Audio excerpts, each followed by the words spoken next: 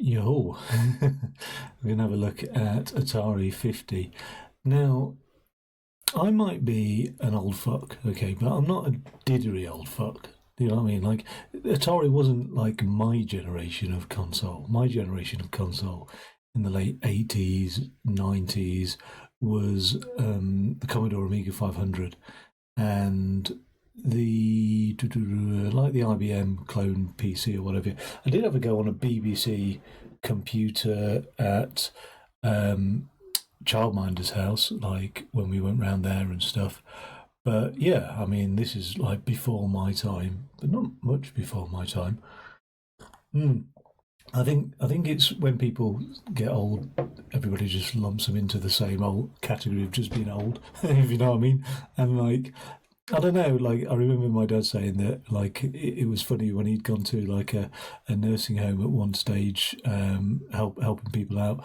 Um, like they got old people and they just started playing them World War Two music, and these old people weren't even born during World War Two. Do you know what I mean? Or before World War Two, they had no familiarity with World War Two. Do you know what I mean? And they're playing them Vera Lynn and stuff just because that's the assumption that old people like that sort of stuff. No, I'm going to dip into history before my time, which would be pretty cool with the Atari 50, the anniversary celebration. And I'm not going to talk about what I know about Atari because this will be the purpose of the game, really. I'm just going to knock down the gain on my mic, so just bear with me 1 second.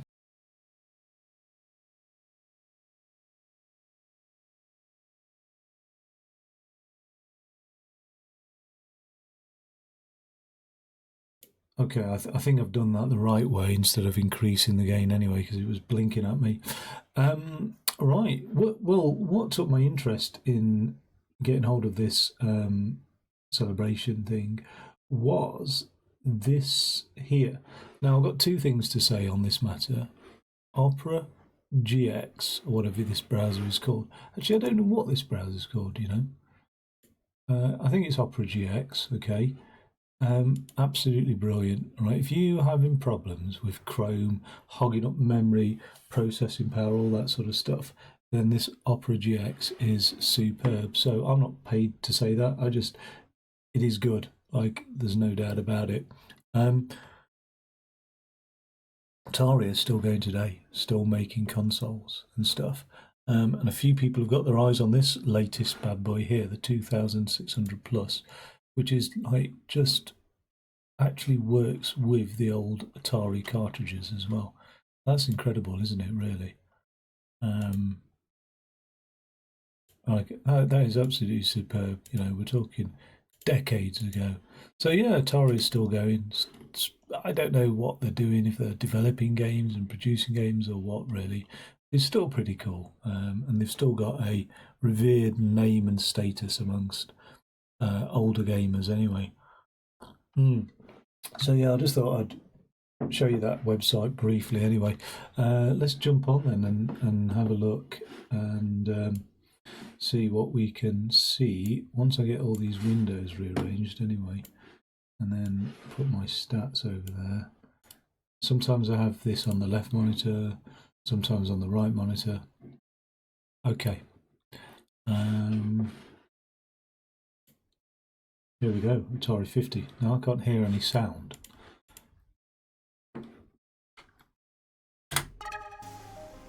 Cool. Okay, so let's have a look at, I presume from its earliest days, the birth of the console. Okay, highs and lows. And then the 90s and beyond. New games for the 2600. Okay, let's have a look at Arcade Origins. Yeah, it's pretty cool. This is going to be a nice little jump into history.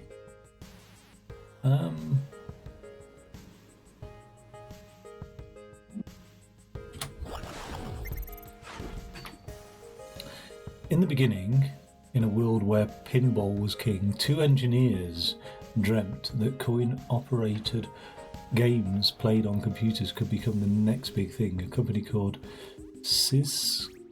B was where it all started. Okay, cool. Computer Space. The first arcade game, Computer Space, was designed by Atari co-founders Ted Dabney and Nolan Bushnell and manufactured by Nutting Associates. It was based on the 1962 computer game Space War. So, the first arcade game. Oh, no way. Okay, so that's like the first game that's in an arcade cabinet. I mean, I've seen much older games than that, actually, that are like running on these like round TV tubes and stuff. Finding the first Computer Space. In the year 2000, former Atari employee Jerry Jessup saw a newspaper ad for a computer space machine in a Quonset hut. What is the word with all these? Quonset hut on a sunflower seed farm in California. He found the first computer space machine ever manufactured.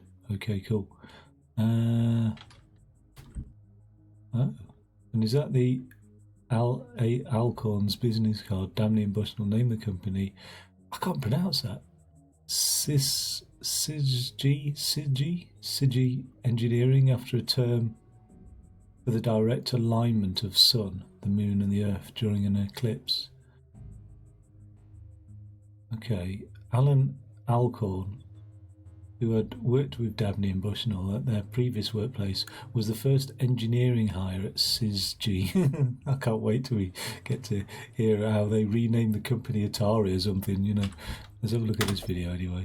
I'm going to sort this mic out while we're looking at this video. For some reason, I'm looking through the San Jose Mercury in the just random stuff section for sale. And I see world's first video game, Computer Space. No price, just call. I'm like, wow, I'm pretty interested in this. So I called the guy. I said, so you got a Computer Space? Yeah. He goes, yeah. First game ever. Okay, great. What color is it? And he goes, well, what color do you want? I'm like, wow, this is getting very interesting, because who has a whole bunch of computer spaces, and who would know that they came in all these different colors? He goes, I got a yellow, a solid blue, metal flake blue, and metal flake red. And he goes, a whole bunch of other games too. Okay, great. Want to come up and see them. These were in a Quonset hut on a sunflower seed farm off of Highway 80 in Dixon, California, halfway between, you know, the Bay Area and Sacramento. And these things hadn't been moved in, you know, probably since 1975. And so I got in touch with Nolan and showed him the pictures and scratched his head, and then like a light bulb went off in his head. He goes, these were Ted Dabney's. These were Ted Dabney's units. This was his route. When he left, he took a route that we had, and he goes, this yellow one's the first one. He goes, I know it. That yellow one is the very first one. I kept the first one, which is a beautiful yellow computer space, and I kept Pong number 46. That's crazy, isn't it? It's beautiful. And we got the rest of them running and working as good as we could. We got it all for $5,000. I don't regret the purchase one bit. What price? Not for a minute. Back then. So that's 1971. Let's have a look. Atari Incorporated. On June the 27th, 1972, Dabney and Bushnell incorporated their company in the state of California, but the name blah blah blah was already taken. Instead, they chose Atari, a term from the Japanese game of Go.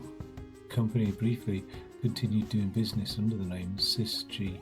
However, I don't know about this, Go. The genius of Atari was to create a fully formed commercial game that was designed for the masses and accessible to the masses. More than just a game company, it kick-started Silicon Valley. A lot of what we think of in Sunnyvale is a result of Atari. I think that ethos of creativity and openness that wasn't common back in the 70s and 80s, and yet Atari pioneered that. Oh, interesting. Well, I'd say 30 years to pretty much the present. The arcades have been relegated to the back rooms and the side streets, and generally been an unsavory type of place. What we want to do is bring the amusement game to age. If we can give it a new zip and a pizzazz, it's going to be financially successful, as well as, I think, a very serious part in the leisure time activity of the American people.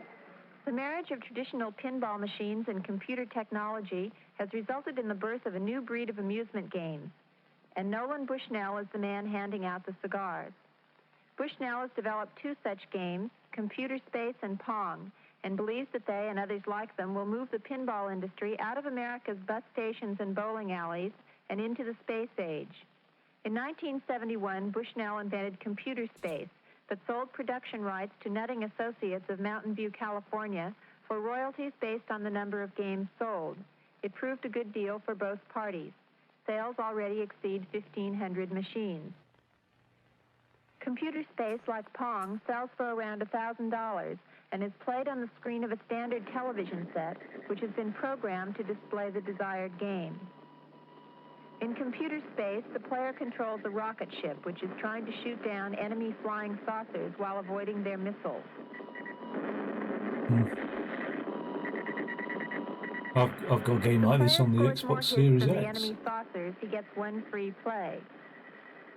By the time Bushnell invented Pong in 1972, he was able to form his own company, Syzygy Corporation in Santa Clara, California, to produce the game. He has already sold over 1,000 machines and expects to sell 10,000 in the United States by the end of the year. Pong, as the name might indicate, is a game of video ping pong. The two players turn dials which control their electronic paddles and volley with an equally electronic ball. Equally electronic ball. The first player to score 15 points wins. While Bushnell did design and program both his games, the technology he uses dates back to the late 1950s. Thanks to research by the Defense Department in the wake of Sputnik, Bushnell is now able to act out his dream of a nation inhabited by thousands of Pong and Computer Space games. The government spent millions of dollars on this technology, and as a result, now it's cheap enough that we can put it into a game and sell it for 25 cents for a few minutes and make $1 at it. It's something that the research and development really was done many years ago, and now it's cheap enough that with PC boards and integrated circuits, we can use that technology to our advantage. The basic electronic unit of Bushnell's games is the integrated circuit. Each of these small chips is capable of storing large amounts of information. The program for a game is determined by specific combinations of these units to form a PC, or printed circuit board. The printed circuit board then tells the TV screen what to do. A single printed circuit board is all that is required to operate Pong, whereas 15 years ago it would have taken enough tubes and wiring to fill an average house. Yeah. Bushnell Amazing, first isn't saw it? the commercial potential of video games in a game called Space War, which has been played at computer centers around the country for several years. We used to play Space War a lot at the AI project at Stanford, which is a big computer complex. And one day it just hit, this is a lot of fun, to be able to package it and sell it for a price. And, one thing leads to another, and pretty soon, from doodling on a scratch pad, you're actually working out some basic block diagrams, and from there you think, boy, it's going to work. It's amazing to think that, before the advent of Space War, there was no real, interactivity when it came to gaming. Do you know what I mean? Everything was very static, board games and things like that. There's none of that dynamism that video games offer, really.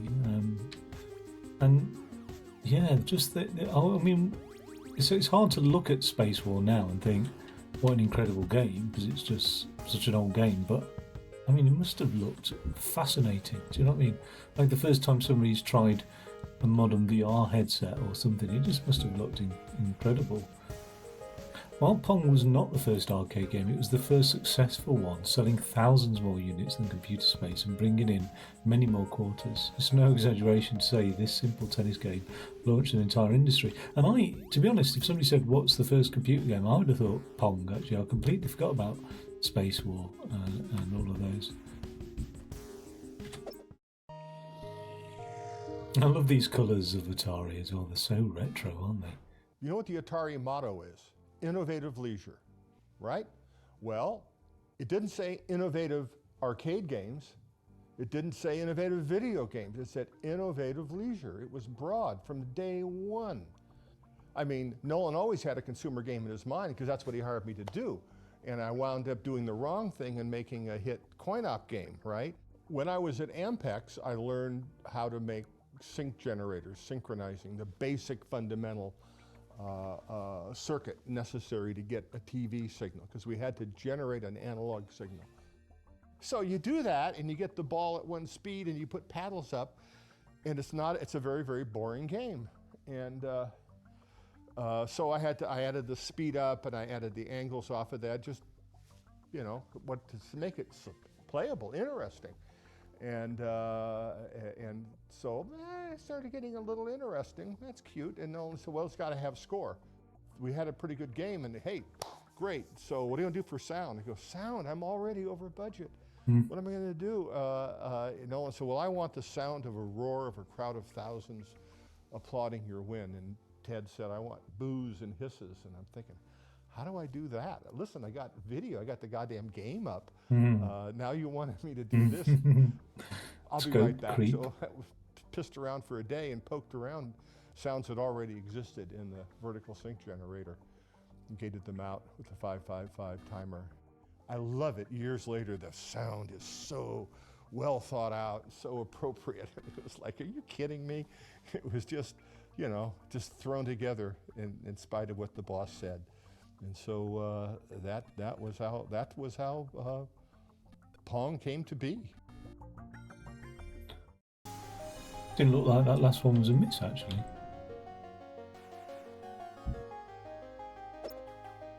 So the newest two-player video skill game, Pong Corporation, features striking attract mode. I can't zoom in. Ball serves automatically. Realistic sounds of ball bouncing, striking paddle. Simple to operate controls, all solid state. Wow, all solid state. TV components for long rugged life. And you get 1 year warranty as well. That's crazy, isn't it? That's just fabulous. Look at those colours. Aren't they amazing? Isn't that logo just superb as well? I absolutely love the Atari colours and logo. The newest two-player video skill game. Yeah, that's pretty awesome. Look at the Pong doubles. With other companies quickly looking to capitalise on Pong's success with clone machines, Atari looked to improve upon the experience. Pong doubles let 4 players get in on the fun. In this promotional photo, Joe Keenan, Nolan Bushnell, and Al Alcorn. That's cool.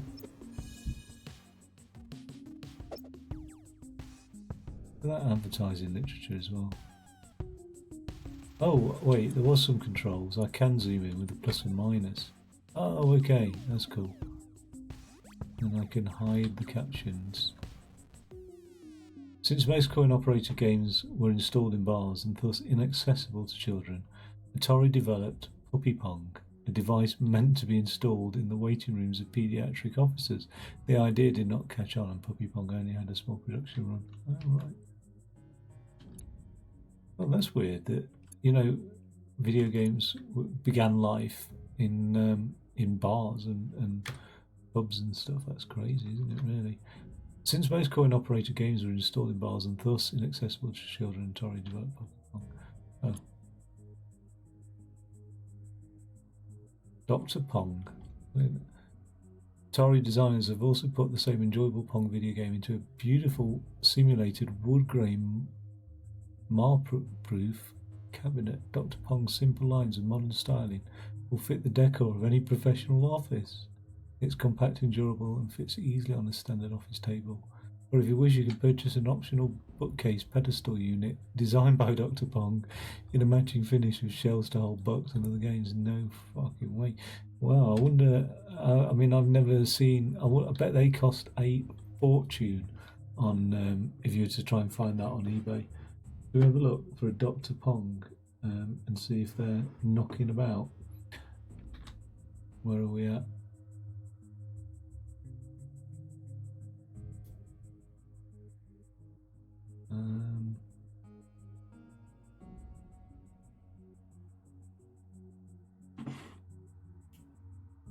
eBay, Dr. Pong. What's that? Whitening drone serum.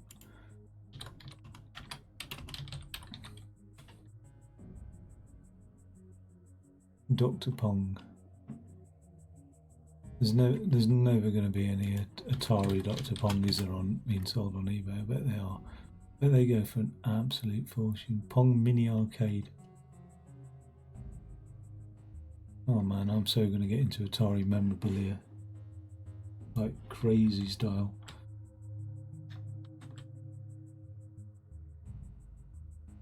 Yep, that'll be my next little collecting thing. Which I didn't anticipate. Atari, the innovative leisure company. That's so weird, isn't it? Innovative leisure company. Introduced a revolution in games. People play a few years back with Pong. Now over 50,000 video paddle games are entertaining youngsters and young at hearts all over the world.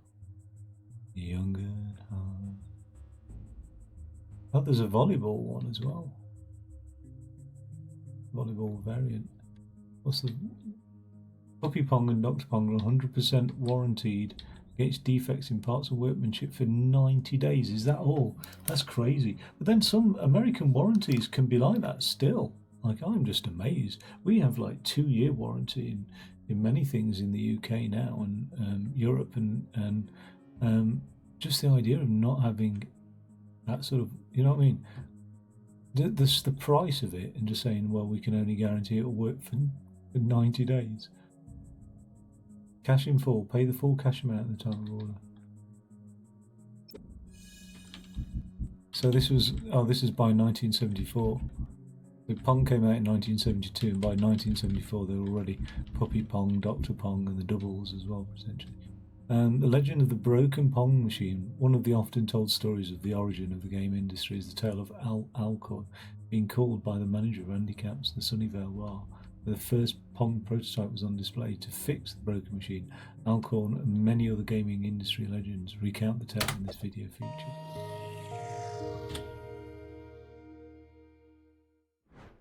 So everybody's heard the Pong story.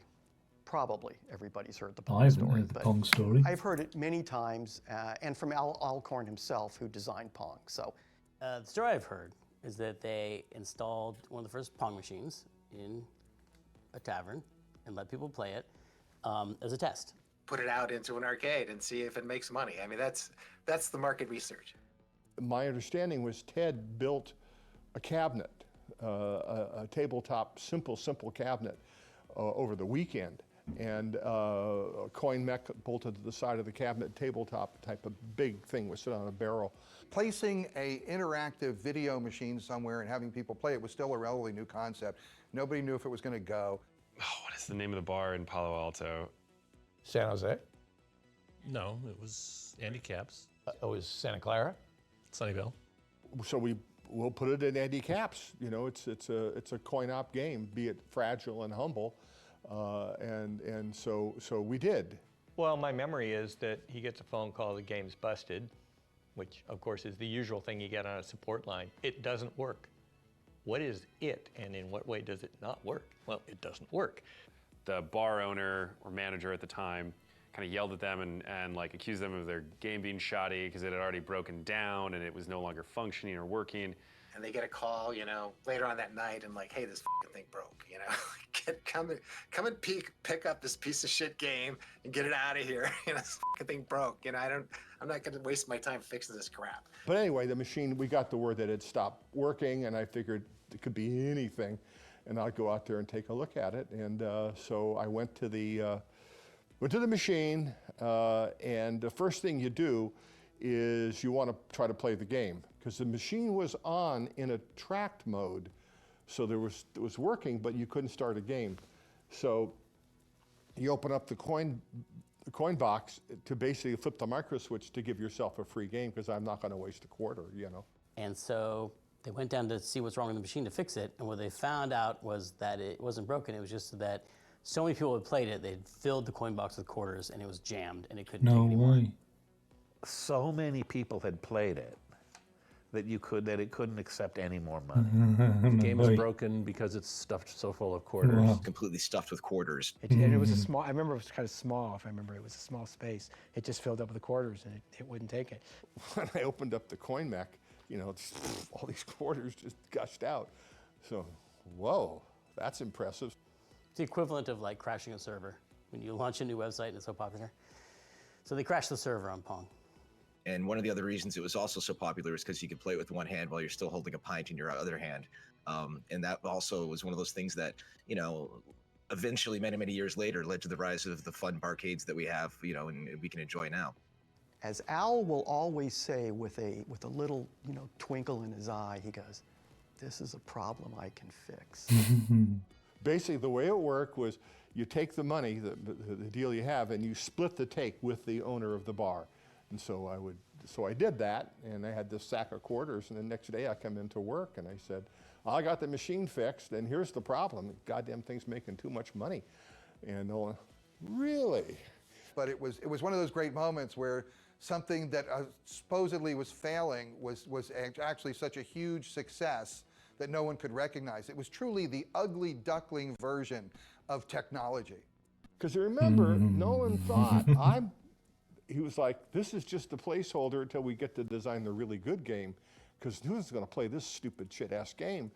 They went on to produce all of these classic, memorable arcade titles for years that allowed the company to survive and be so much more than a one-hit wonder. So that's my understanding of the history of Pong. It's a great story if it's true. I can imagine that being true. I can imagine When a story that is being true. good, you know there's some doubt about it. Like, well, that's too good to be really true. It's probably a boring version of it that's actually true. You know, it sounds realistic to me. You know, I mean, I've kind of seen that happen in my own. And when you do get a really great game, the coins will just overflow, and you know, it's kind of a cool feeling. Anyway, that's how that all happened. Yeah. Anyway.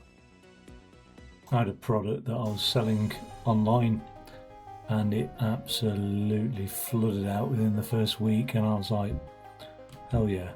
I just didn't expect. I knew it was going to be good, but I didn't know it would be that good. And there's such a nice feeling when that sort of thing happens. So we're moving on now to 1973, the Space Race. For Atari's second game, it went back to the space genre. Space Race challenged two players to get their spaceship to the top of the screen first while dodging an asteroid field. Although space games eventually would be some of the top earners of the arcade, Space Race was not a success. Oh, right.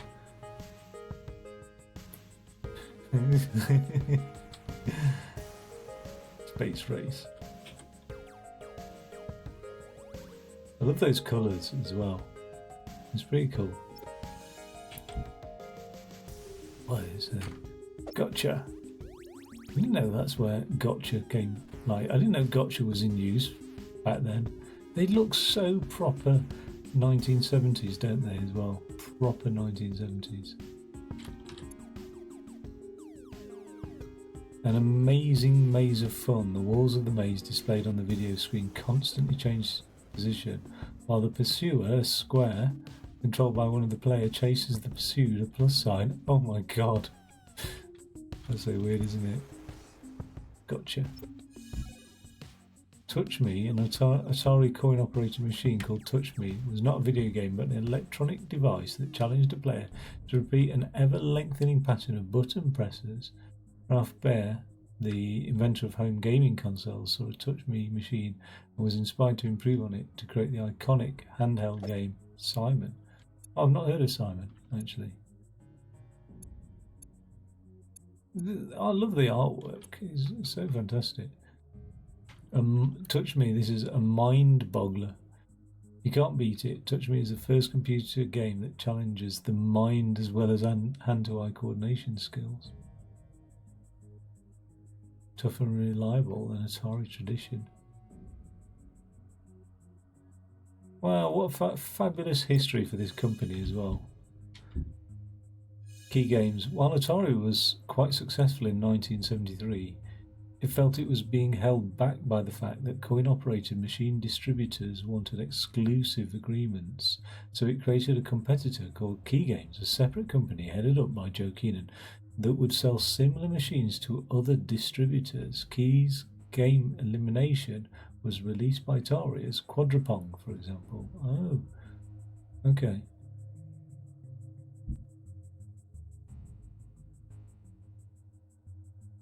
Tank is a military combat game. Oh, it doesn't. The only title produced by Key Games that was not on a clone of an Atari product shortly after its release. Atari formally acquired Key, bringing an end to the fiction that they were competitive rivals. However, the Key Games division continued operation under its own name right until 1978. That's pretty innovative, actually. I'm sure that's what car manufacturers are up to now. They've all got their hands in each other's bloody pockets and everything. Yo, Valve, you alright, dude? I'm going to look at some of this Atari history stuff. Proper is much older than I am. I was born in 81 and this stuff is coming out into the market in the 1970s, so like a couple of decades before I was even like aware of the world and gaming, like by the age of 9 maybe. You feel good as your tank rolls along the road. Suddenly the crunching, clanking sound of another tank is heard. Okay, so that's tank. God, that's... I mean, just to think that people would have looked at that and thought, wow, tomorrow is here. You know what I mean? Quadratank. First new entry in the tank series since 1978. 4-player twist on the classic tank. Developed in 2022 by Digital Eclipse. It combines features from all the tank games. Oh, right. This is the reimagined series, Quadratank. Now, I think on this thing, there is some, like, ability to play games, but it's not happened yet anyway. From transistors to CPUs, early arcade games like Tank and Pong were not software programs. Of course, I suppose, yeah, that makes sense. Instead, they were built purely out of custom computer hardware, mounted on massive motherboards. The 1975 release of the incredibly affordable MOS 6502 processor meant that Atari and others can now program their games in software. So I suppose this is now, we're looking at from a machine to a general purpose computer, so something that can be programmed to do anything, which is a huge step up really for the company. Although the Magnavox Odyssey, I've heard of this, the Magnavox Odyssey, designed by Ralph Baer, had already come out in 1972, the home video game craze truly kicked off with a wildly successful home Pong, first released as shown here by the retailer Sears as Telegames Pong for the 1975 Christmas season. No bloody way. That's cool. Again, I wonder how much these are going for on eBay. Atari Pinball. Atari launched the pinball division in 1975 with the aim of innovating on the still popular game. Atari bought more expensive machines with advanced computer hardware and larger playfields, but the new technology was not reliable. Atari quickly left the pinball business, but not before producing some interesting tables. I want to make a pinball table out of a 50-inch LED screen. Let's have a look at this one. Love those colours. I mean, Atari really, why were they in the pinball business? You know, here they had this tiger by the tail of video games, you know, just this supernova of creativity and possibilities, and, you know, they were nailing it left and right, like a proper pinball genres table. every other week. Why would you mess around with pinball? You could tell our games were just not working, you know, and due to reliability, poor engineering, you know, thermal issues, issues of the games just falling apart, poor hardware design.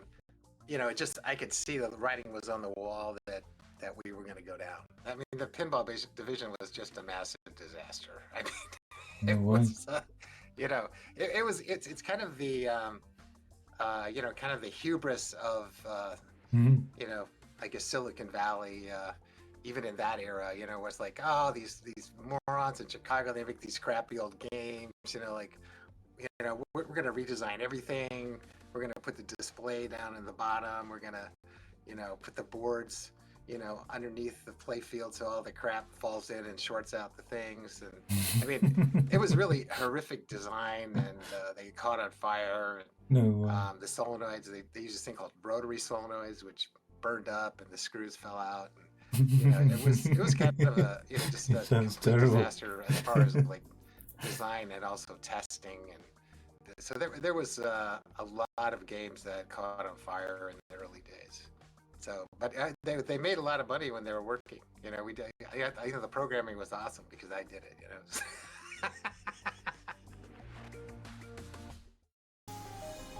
You know. After, what was this before our successful product that I mentioned earlier? We started in the very, like 2010, 2011, importing Android tablets from China. So this was like, you know, the advent of the iPad and things like that.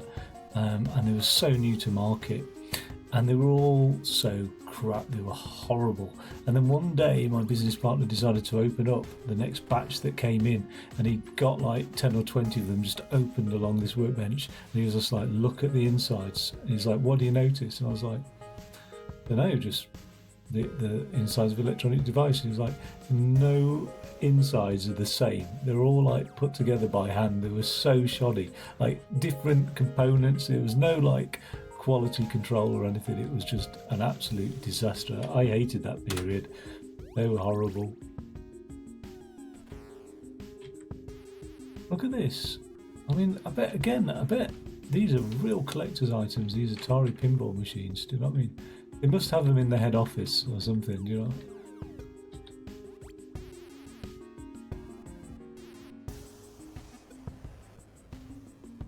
But like they said, like their mission was innovative leisure right from the beginning, I suppose, as a business. So, and that's the trouble, you know. It's you want to have flexibility and move with markets, but also you don't want to lose your core scope, do you?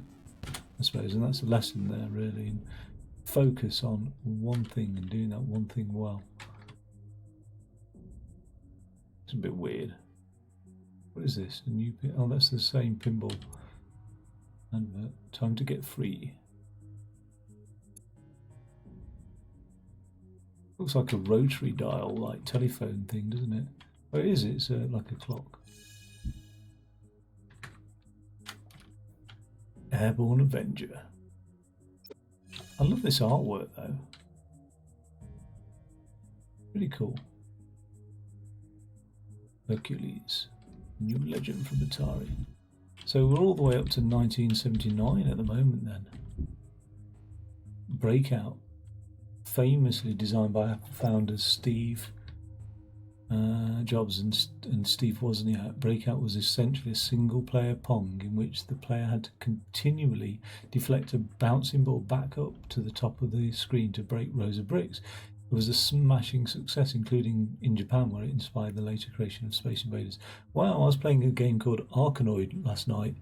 I didn't bother streaming it, and it was pretty cool. And I think that's essentially the same sort of thing. You're just bashing bricks with a paddle. Oh, it's a 19-inch monitor, 1 or 2 players, standard 3 balls, operator adjustable to 5 balls, extended play option, colour overlays on playfield, anti-reflective HUD, sound effects. I wonder why the operator would adjust it to 5 balls. Bust out of the ordinary.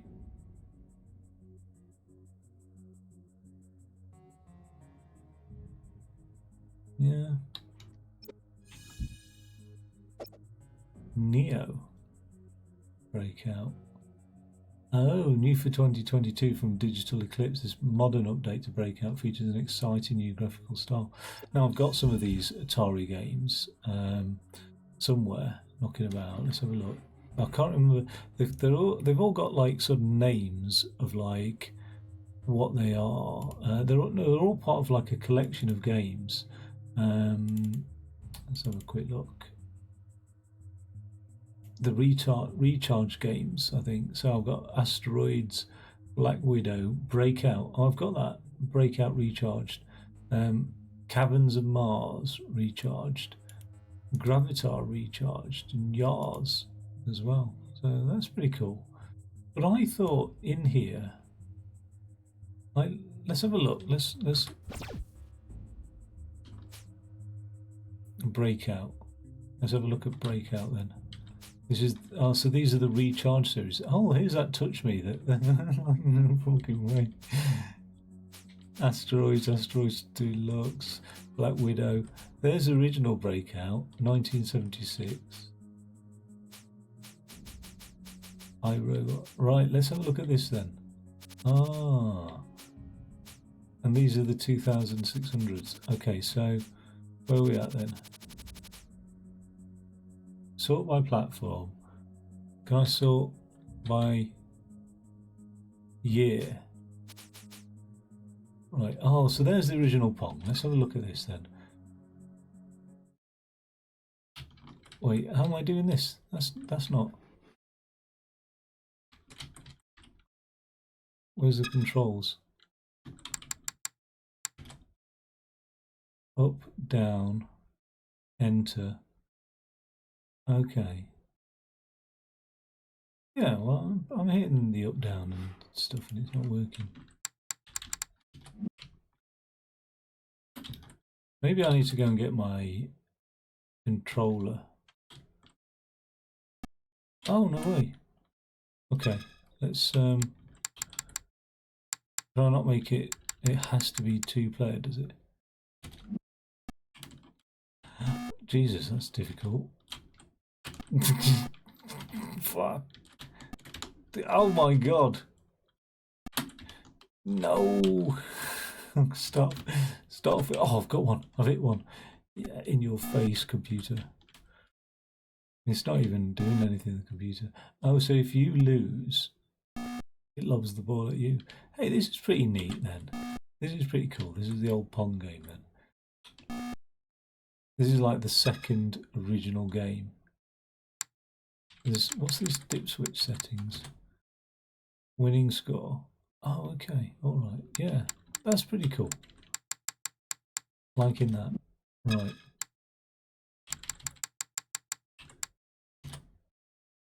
Should have my dad with me really playing this sort of stuff.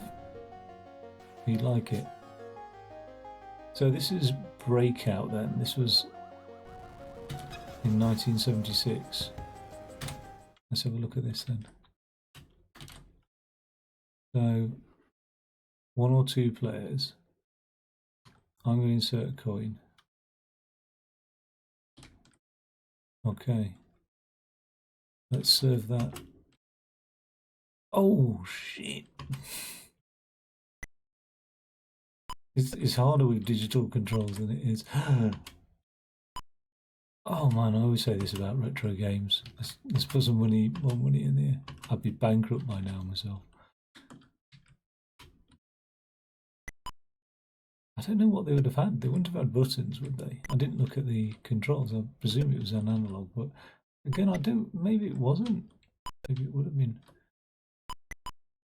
It's getting faster. Christ. No. No.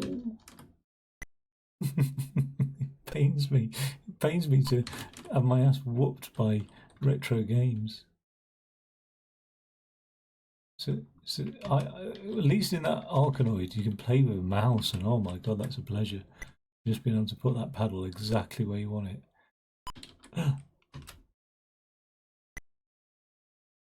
There's no excuse for me being so shoddy at this. Oh, look, it just overshoots, so that's the trouble. That's my excuse. That's pretty cool. So you get to play some of the games as well.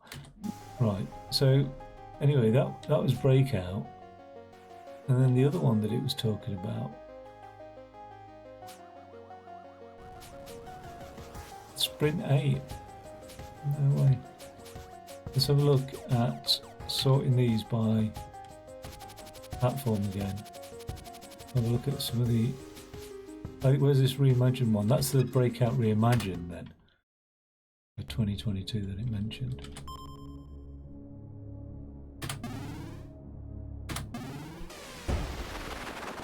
Cool.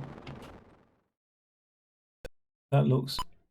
Oh my god, that's so like.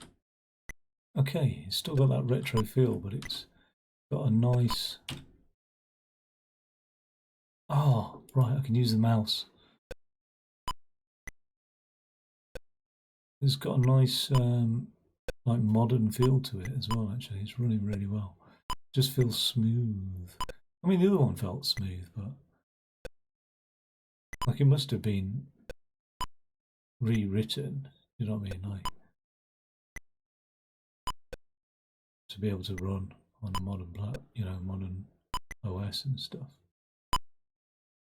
I've got 5 balls. Oh, okay. So when they said operator can program how many balls, like how many lives you get, then type thing, balls or lives or whatever. What I didn't realise for ages playing these sorts of games is where the ball lands on the paddle determines the angle at which it leaves the paddle. So if it lands on the very edge, it's quite an acute angle. Like it lands in the middle, it's virtually perpendicular. Get in. Yeah, that is quite modern reimagining. That's quite cool.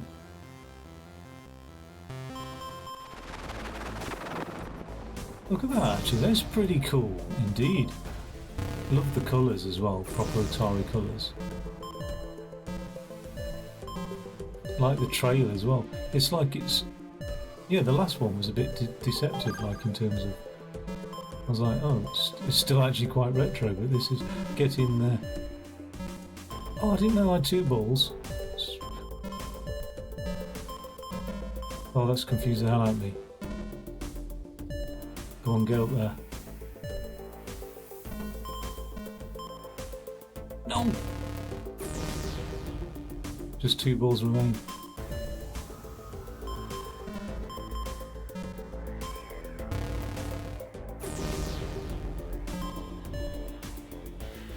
Right.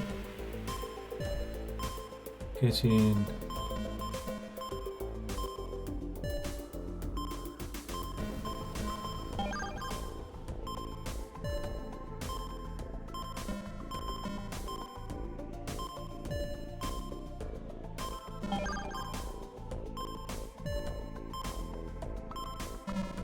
Can I make it to the next level? Is the question.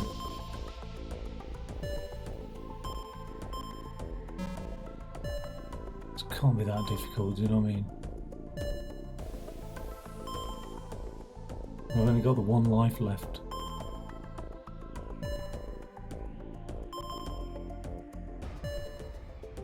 It's really slowed down now.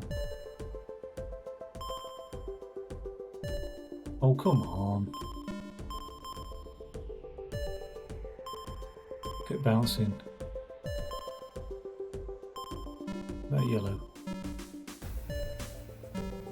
Oof, that took me by surprise.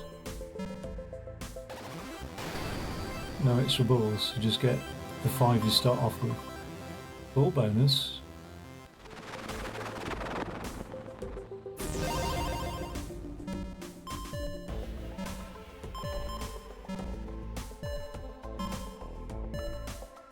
Oh, it's so much easier with the mouse.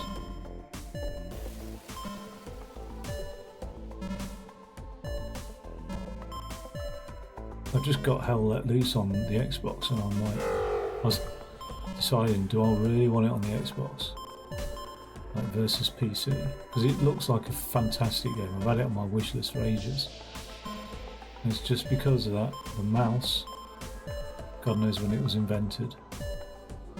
A long time ago. It's still such a brilliant tool for using a computer. Yeah, get in there. Get up there. Do some damage.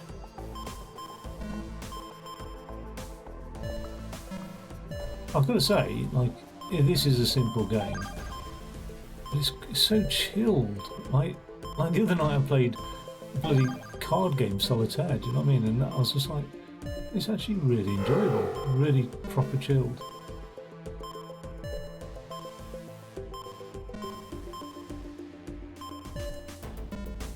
And there's something to be said about these simple little games.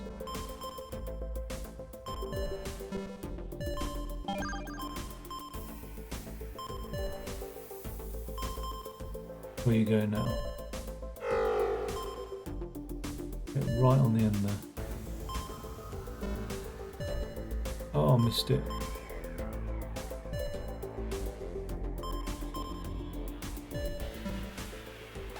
Smashed it. So you can buy all these games individually.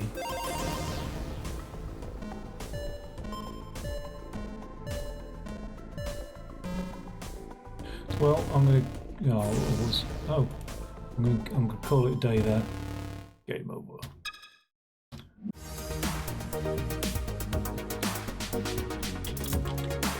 Oh, the old school way of enter. Oh, how many different characters are there?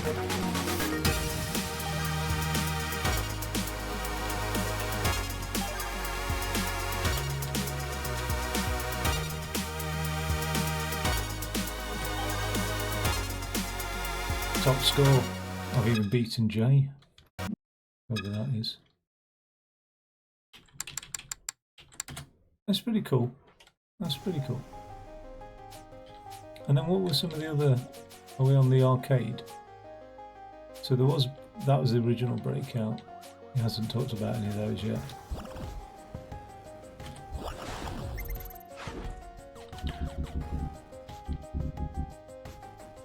Clash of Cultures. So this was Breakout, and this was like the Breakout thing. What was this other game then that was mentioned? Space Race. There wasn't a Space Race game, I don't think. I didn't see it. Like in November 1976, Warner Communications acquired Atari for $26 million, about $130 million in 2022. It's not much at all, is it? Atari's main reason for seeking a buyer was that it needed funding to produce its first game console with interchangeable cartridges, the Atari VCS, but the marriage of Atari's freewheeling spirit and Warner's corporate culture would prove an uneasy one. It was eager to expand its entertainment holdings. I didn't know this. Ray Kassar, a Harvard Business School graduate, enjoyed a successful career in textiles before Warner installed him as president and CEO of Atari in '78. Kassar led the company through its most intense periods of rapid growth and enormous profit, as well as its most dramatic financial losses. Notable and quotable. When Warner kicked in, Ray Kassar had marketing that knew nothing about games. They didn't play games. Marketing told engineering what to do and basically turned it into a stodgy old, calcified, filthy rich company. Oh. In came Ray Kassar. Now there was a new mindset. The new mindset is we've got a cash cow, we've got to milk the crap out of it. I don't think Ray ever really understood the value of the engineering talent he had. There's Wendy Allen.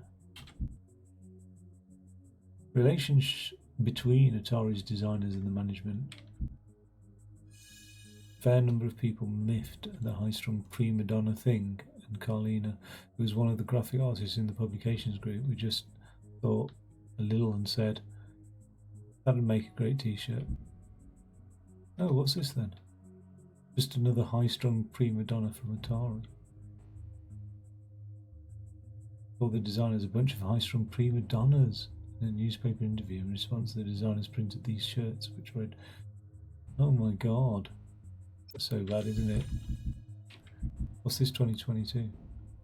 Oh, okay, that was when the quote was. Did they do drugs at Atari? Let's have a look at this. I think the answer is yes. You will hear stories of hot tubs in the lobby and drug use in the office. And I'm here to tell you that none of that happened in my department. Bullshit. We started smoking pot right in our office. Rob and I were like the premier pot. Sorry, Rob.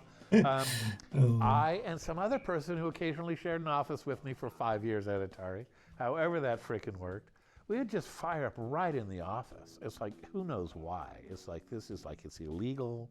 It's like, it wasn't even a sense of privilege. It was just mindlessness. I worked in a satellite office. I started in 1977, which was still pretty early. It was only cool. 18 months since the 2600 came out. But there was no hot tub in the lobby of the office that I went to. There was no drug use in Atari, though I don't doubt that it was over where Howard and Todd Fry were working. Drugs were consumed at Atari by all kinds of people at all levels of management, from the bottom to the top and all over engineering. Not everybody did drugs, but some people did, and some people enjoyed them, and some people abused them, and some people went to the hospital on them. And but by and large, drugs were a relatively nominal factor. Drugs, you know, there was a lot of marijuana, and it would participated a lot in brainstormings. So we had the way of, you know, trying to incorporate drugs into our productivity model. I went home and I smoked a joint, a little bit of cocaine and a little bit of psilocybin in it. And I was sitting there, it was about half gone when I realized, oh, you could do that. And it's like, I put it out and I went and I wrote a page of notes. And my design for that kernel was exactly what it ended up shipping. It was like cannabis, cocaine, psilocybin. Get everything organized. You know, they did have good deliveries of cannabis in the inter-office mail. You know, that was probably the primary use of those yellow manila envelopes. I think it was, you know, Fridays or Monday. I think it was Fridays when you get these really thick envelopes coming through the system. You know, and there was there was a guy working there, and his job was he was the weed dealer. You know, that was his sole job at the whole company. And there was a very straight German VP of hardware down the hallway in the building. I have no idea. He complained to management about the smell of pot smoke in the corridors. So they got him an office in a different building. I have been asthmatic since I've been 12. I need drugs to breathe. I did not do drugs because drugs to me were something that let you get up in the morning, you know, and breathe. So and nor did I think I wanted to mix those things. The high of me was doing the work, and I was always a happy guy. So I just didn't feel I needed it. So I never did drugs, but there were a lot there. Don't put too much stock in the fact that every Atari employee was stoned out of their minds while making games. I mean, there was all kinds of drugs consumed at Atari, but the real drug at Atari was going into a store and seeing your product, seeing your game on a shelf. Jesus. I'm convinced a lot of people who've made a lot of these old cartoons and stuff smacked off their tits on acid. Like, it's so surreal. So Sprint 8, an 8-player driving game. Sprint 8 was a massive cabinet that featured 8 steering wheels and 8 sets of gas brake pedals arranged around a monitor that pointed upwards. Wow, that's mad. That's mad. Look at the state of that. Never seen an arcade machine like it. I mean, that's pretty cool. Well, I suppose you get like them 4 in a row and stuff. We had a bash on one about 3 or 4 years ago. It was like three of us. I think so. In a bowling alley. It was pretty cool.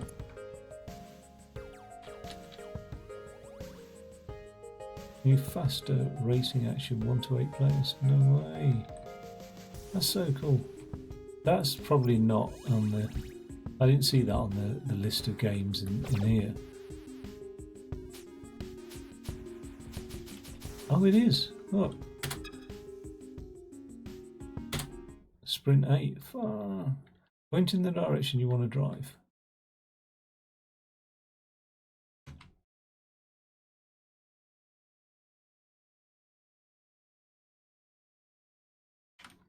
What are the controls? Accelerate is space. Turn right, up, down. High gear is Z, A. Left shift is the track select, and enter is start.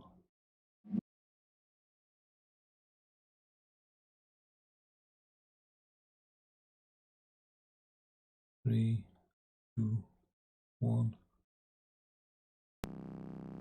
Is it just me that's not moving? Bollocks. That's typical, isn't it? What's a... Oh. Why am I not turning? I can turn that way and I can turn that... Oh.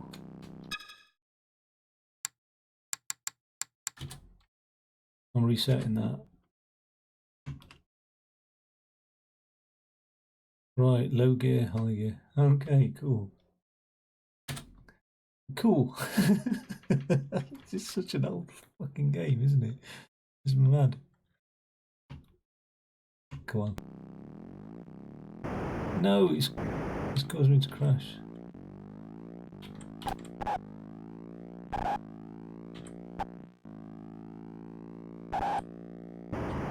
Ah, yeah, man, these cars are fast. I've yet to change gears.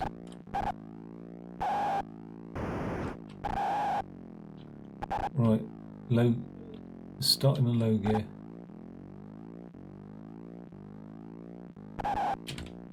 Whoa!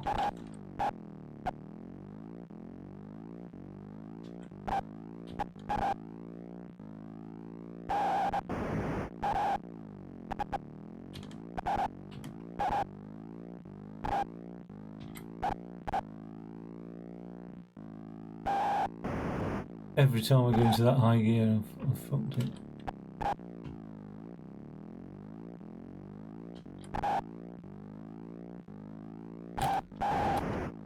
That's mad.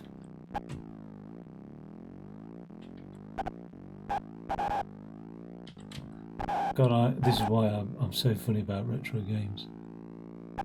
Look at how slow I'm going. Just get my foot down.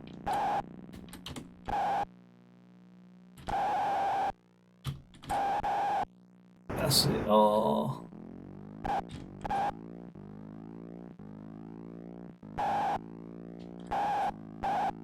Oh, pushed off to the side. That's pretty cool. That is pretty cool. You could do that 4-player as well. I like it. Full screen, original. I don't know. You can really mess around with these like settings as well. That's pretty cool. This collection has been really well done. I have to say, like really well done.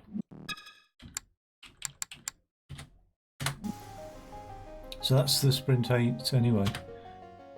Can I not? How do I get back? And when was that? When was that made? 1977. Atari Video Music, the first electronic music visualizer ever sold commercially. Atari Video Music could be hooked up to a user's stereo system and television set to display psychedelic visuals, reminiscent of Atari VCS graphics, to the rhythms of whatever music was playing. A variety of knobs and buttons on the front of the device let users adjust the images. No way! That's so cool.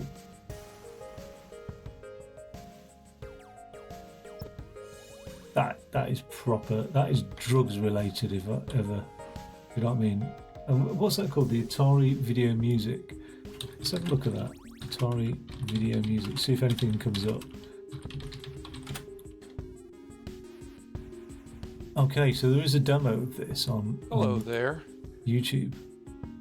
Let's have a look.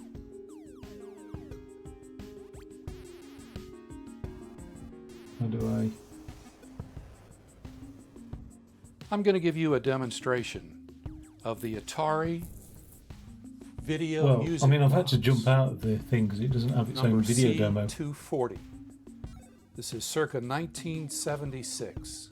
Design on your TV that pulses in relationship to the music that is input into it. Oh, I want one of these now. Now, on the back, it's a very simple setup. I recently got a what you graphics see here equalizer, but this looks cool. Is the RF output, which connects to your TV, an audio input. Now I'm going to give you a demonstration of what... No way.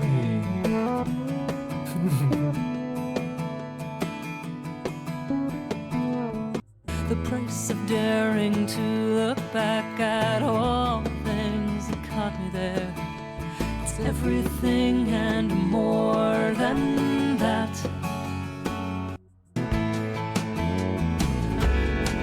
More than that. Right, that's going to trigger a flashback, so let's we'll give that a miss for a bit. No, that's pretty cool. That's pretty cool. So what's this one? Fire Truck. Based on designer Wendy Allen's previous game Superbug, the Fire Truck is a unique two-player cooperative game in which one player sitting in the cabinet steers with the front half of a fire truck while the other player standing behind the seated player swings the rear half. No way! That is so cool. That is so cool. I love it. It just, yeah, it's so like physical, isn't it? It's so like whatever the term is, like kinesthetic or whatever. That's so cool. Superbug, the first programmed and designed by, first game programmed and designed by Wendy Allen. Howard Dellman. Howard Dellman. Superbug was a racing game featuring a bug-style car. The game was rendered entirely in black and white. Oh, right, wow.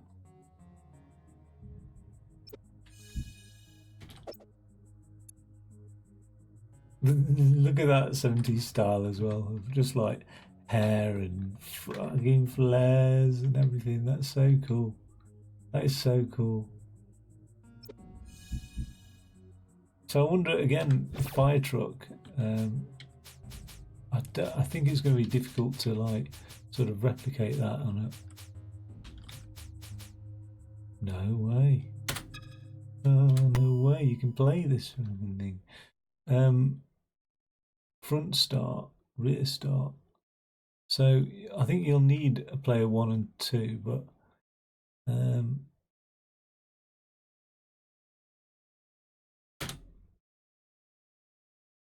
easy track.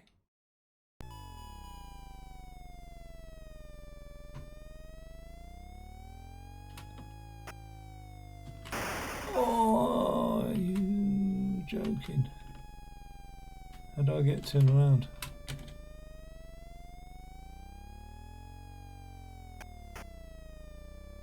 I need my rear player.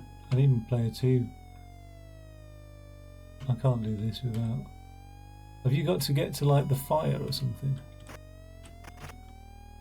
Look at the state of that. Oil.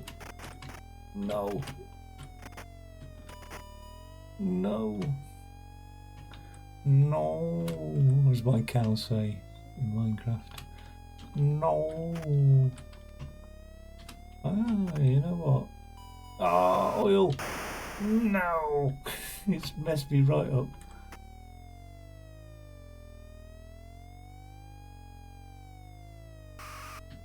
And again. Absolutely screwed me over, that oil. We'll be careful of oil. Now where are we heading to? I know there's going to be some oil on this road. You can't see that coming, can you? That oil. You can't react in time. Whatever fire has been going on is raging now. That's so weird that somebody steers the back of the truck. I mean, has a fire truck ever operated like that, where the back has been steered independently of the front? I mean, that's a bit weird, isn't it?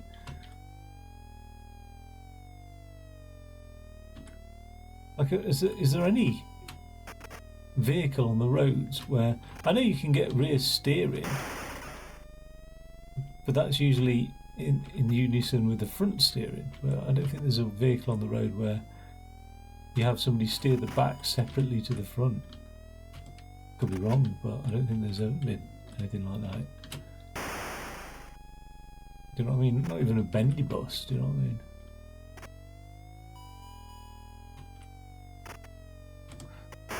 Oh no.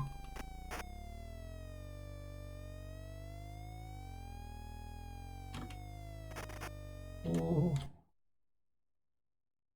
Got 100. Take that. Take it. So that's pretty cool. It's a shame that when you escape out of this, like you have to go back to the beginning and then all the way back along. come a long way. Where are we? Where are we? There's that touch me.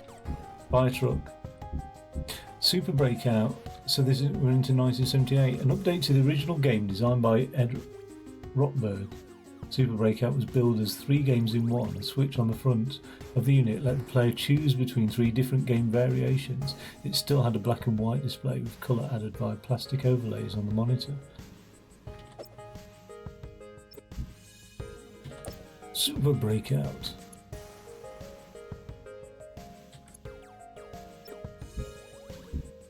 Lunar Lander. Vector displays were a new technology that allowed games to draw crisp, clean, high-resolution lines. Lunar Lander, designed by Wendy Allen and Rich Moore, was Atari's first vector game, in sharp contrast to other paced arcade games. Lunar Lander was a deliberate, methodical game in which the player had to carefully land a space capsule on the surface of the moon. Oh, that looks complicated, doesn't it, actually, that control? Oh, look, like that big thing, a big, like, handle there. I like it. Man, if like, there was somewhere reasonably close, like, I would go and have a look at these arcade cabinets. Notable and quotable. Vector games looks different from raster games, and there is this mental shift in game design when working with vector graphics. Yeah, cool. I mean, I thought it was all vector graphics, to be honest. I didn't know.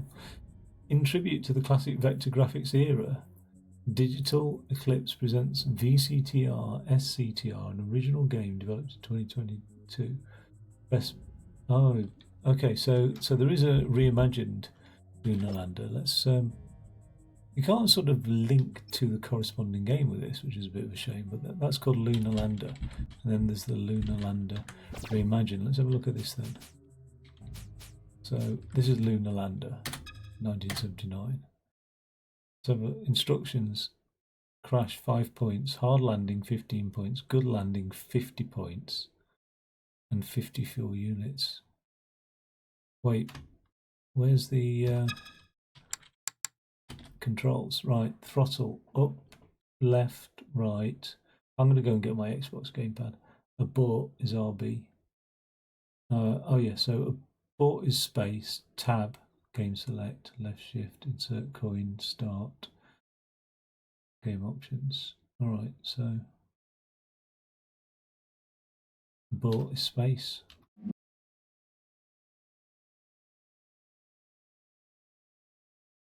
I'll just keep piling loads of coins in there. Right, so I've got 3,000 fuel. No way! Horizontal speed. So, and then there's multipliers as well. If I can land on top of that. Oh my god. Let's get my horizontal speed up.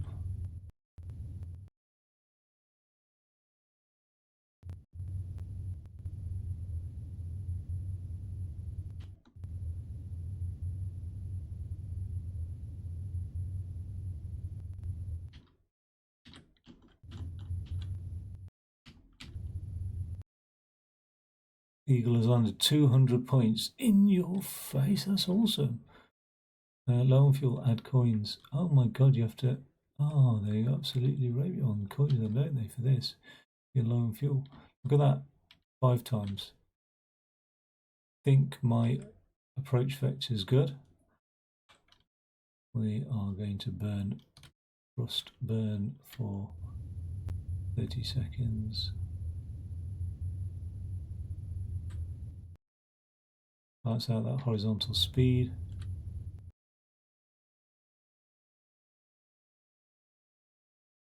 It zooms in a second as well. Oh god.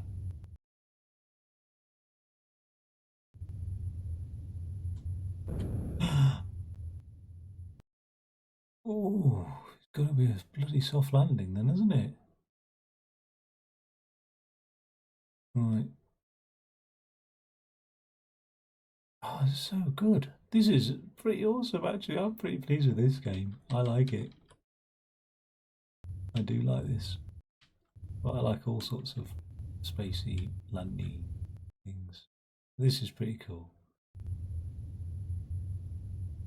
Let's just try and get our horizontal speed up. We move past that. It's dealing with friction quite well, isn't it?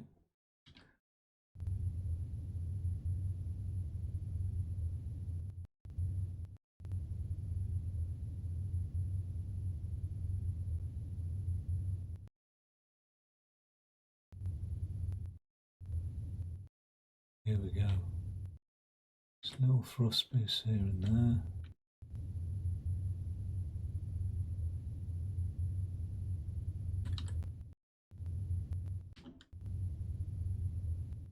Horizontal 0. Yes, 250 points. 250 points. And then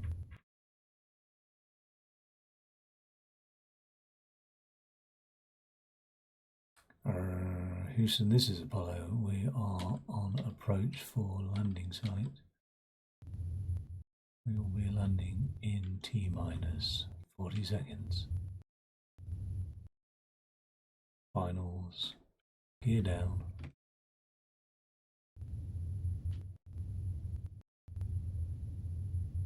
Look at this. Like a pro. No. Like a pool.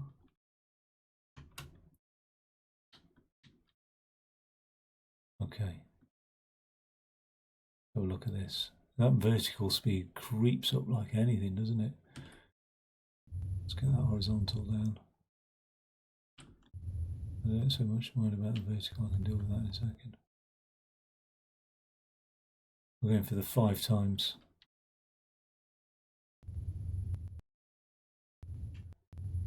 I like the fact that the horizontal does slow down a bit, just owing to like atmospheric friction. I mean, unless this is this lunar lander? Then there should be no horizontal slowdown, shouldn't there, really? Oh yeah, that's satisfying. Yeah, that would be the worst audio clip ever. I wish I hadn't said it like that, but it is satisfying. Okay, I'm going to stop playing this in a second, any second now. In fact, I'll stop playing now. That is cool. That is cool. However, it said there was a lunar lander reimagined or whatever. Yeah, let's have a look at that. Is there? Oh, please tell me there's a lunar lander reimagined. No, this was the one that was like a tribute to like the vector graphics and the raster graphics, wasn't it? Let's have a look. Digital Eclipse, a tribute to Atari's distinctive vector graphics arcade games. VCTR SCTR takes inspiration from Asteroids, Lunar Lander, Tempest and more in a remixed twin-stick shooter that honours Atari's arcade legacy on its 50th anniversary. Well, I'll come back and take a look at that in a second. What I'll do then is... wait, is that... Am I quitting? Oh, I'm quitting, am I? Oh God, didn't realise that. Hopefully that saved everything, like, because I didn't click on save or anything like that. So hopefully it's all good. But what I'm going to do is I will take a break for a second. Well, I'm just going to go and get my Xbox controller. I might as well just make a cup of tea while I'm at it. So yeah, just yeah. Where are we at? There we are at. Where are we at? There we are. When I was trying to quit, I was just trying to get to that screen there, to be fair. There we go. All right, so I'm going to be right back. I haven't got a thing to say be right back, but be right back. Put it in the chat. Okay, cool. I'm not sure if you're still there, Valve. But I'll be right back in a second. All right.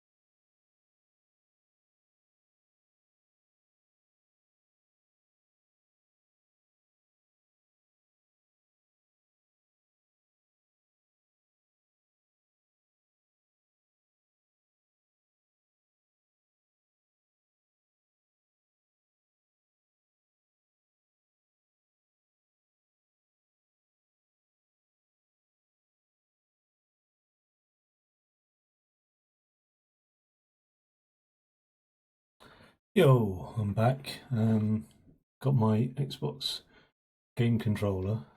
Well, my broken one, anyway, the one with stick drift. I'll actually take back. I keep forgetting about it. It's going to run out of warranty soon. What we're doing? We're going into this one. Where was it? It was like this is the one, the twin sticker. So hopefully. Oh.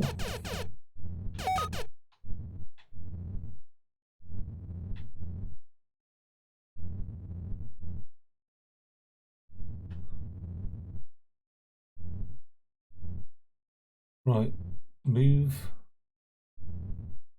Oh, I get it. Fire. Shield.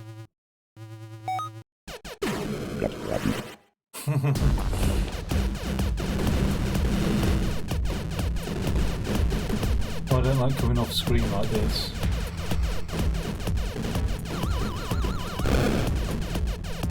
This is pretty cool. It's pretty rapid actually. It says wave 1. What is that? Looks like some sort of...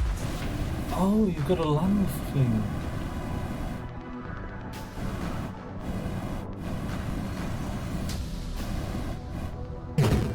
Nice. I see what they mean about like, oh my god. This is pretty cool. Like it's a retro game.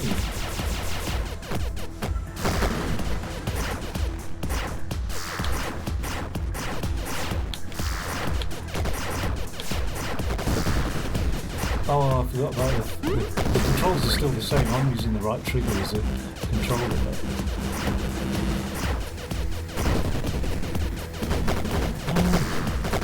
Oh no, it's a bit Tron-like, isn't it? I love the perspective, the feel of perspective on this.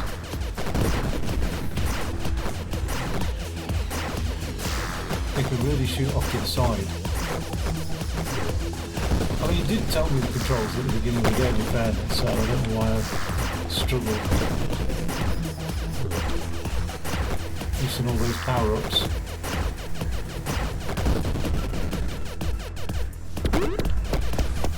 Whoa.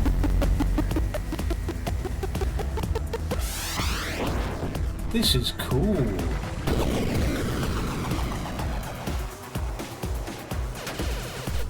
Oh, this is like the I can't remember what this is called. This is that pipe game. Like I've seen this before somewhere.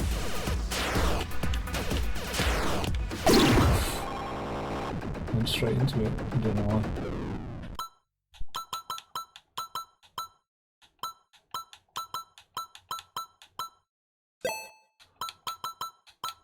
Retro Jimmy X.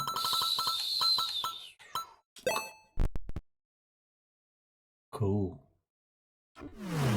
I like that. I like that. That's really good. I'm going to have one more bash of that.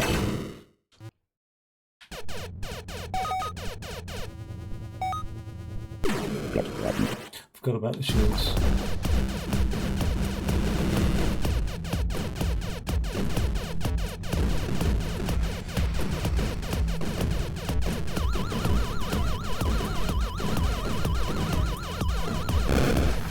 Flying saucer.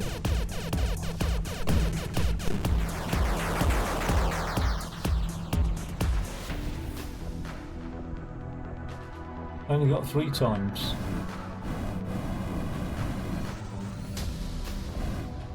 No, there was a 5, I didn't see it.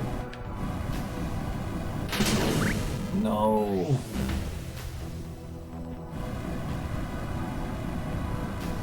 Where's the 5 times? Oh no, that's 2. I don't need to use the shield.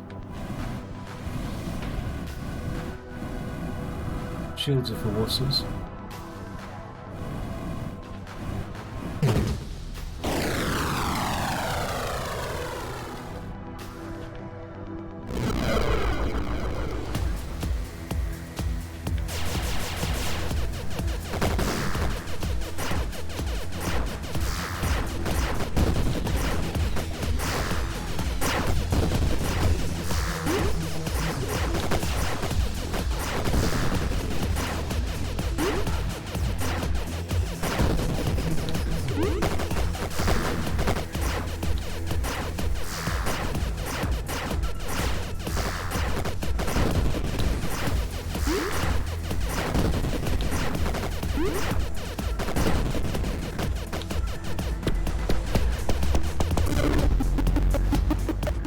It's all right.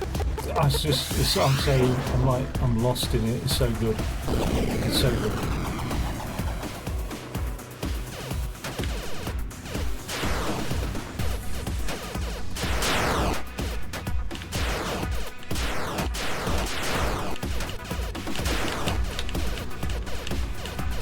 Don't want these things to.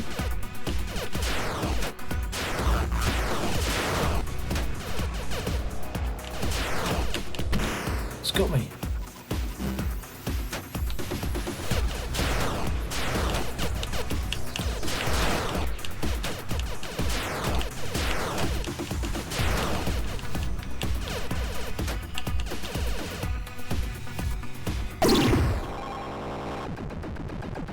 Didn't even beat my previous score.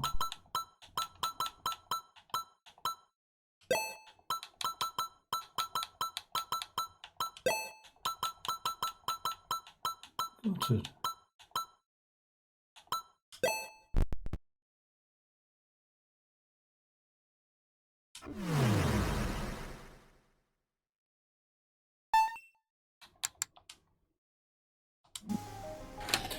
Yep, that's cool. That is definitely cool. So, Lunalander Touch Me. After the success of the handheld game Simon, which took inspiration from Atari's 1974 arcade game Touch Me, Atari released a handheld version of Touch Me that in turn took inspiration from Simon. What? Atari planned to release more handheld games, but this was the only one that shipped. In this collection, you can play a recreated version of the main gameplay mode of handheld Touch Me. It's really only the name that's synonymous with fun and excitement of electronic amusement. I've got a thing, and it's called Bop It, I think, or I don't know. It's like it makes noises and it goes, wow, bop it, flick it, twist it like that, and you have to do all these little. That is so good. It's so good.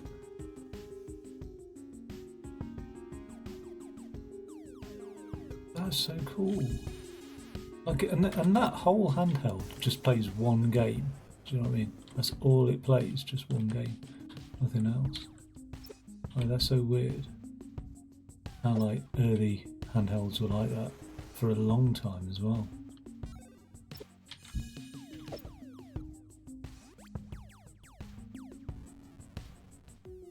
LCD contrast control knob. I mean, so what? Do you know what I mean? Now, with an all-new contrast control knob. So, where does this Touch Me then? I want to play Touch Me. There's loads of games on here. I mean, that's insane.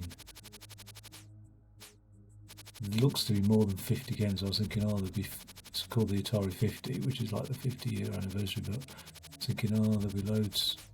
I saw it. I saw Touch Me. There it is. God knows how I saw it at that speed. An audio only. Follow the leader arcade game in 1974. Off Bear borrowed the idea. Okay. So, what's the instruction manual? Okay. 1 9-volt battery. Alright, start, game buttons, all that sort of stuff.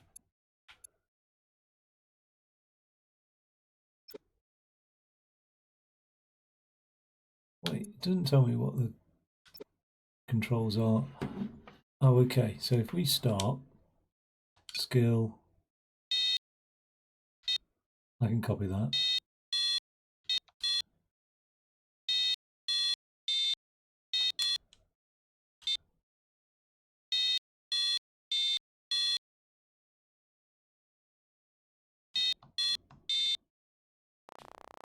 Oh, you idiot. I wasn't looking, I was messing around with the control pad.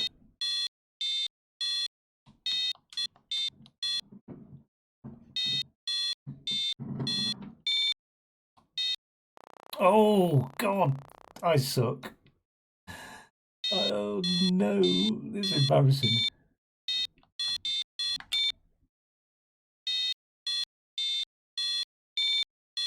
Dun, dun, dun, dun, dun. Feels a bit Close Encounters, doesn't it?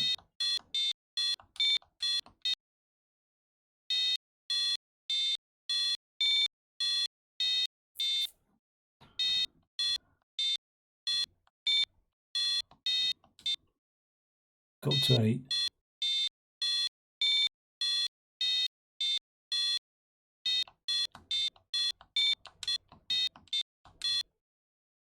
Nine.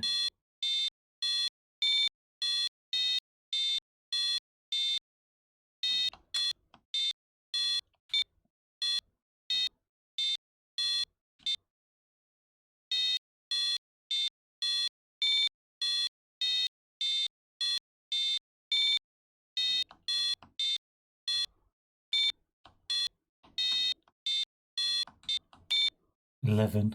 Oh my god. I'm pushing the limits of my central executive memory.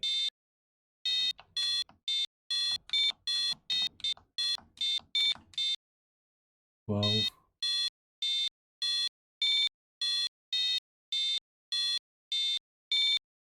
Oh.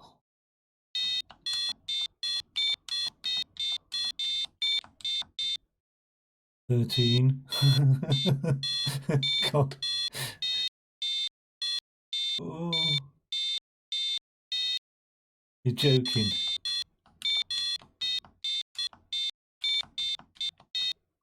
14. What's going to come next after this B? Could be anything.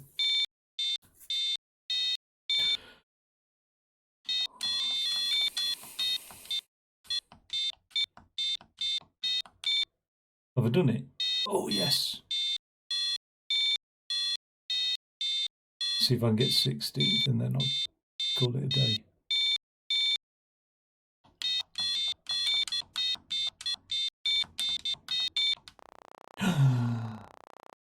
Thank God for that. It's all over.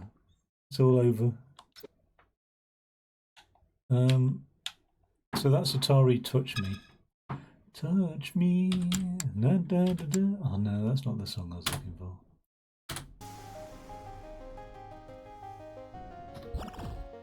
Okay. Yeah.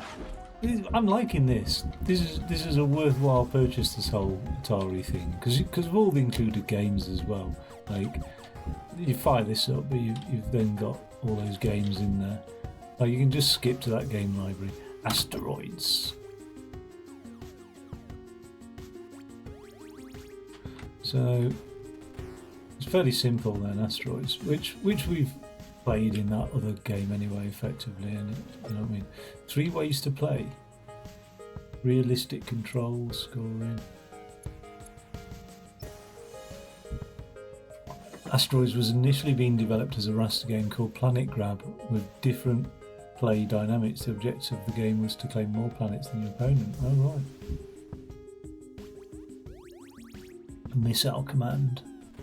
A decidedly political game, Missile Command was an artifact of the Cold War and an expression of fears about nuclear annihilation. Creator Dave Thurer ended each game with a chilling "the end" that signified humanity's doom, an idea that came from the nightmares he was getting from developing the game and dwelling on the looming spectre of nuclear war. And there's the promotional flyer.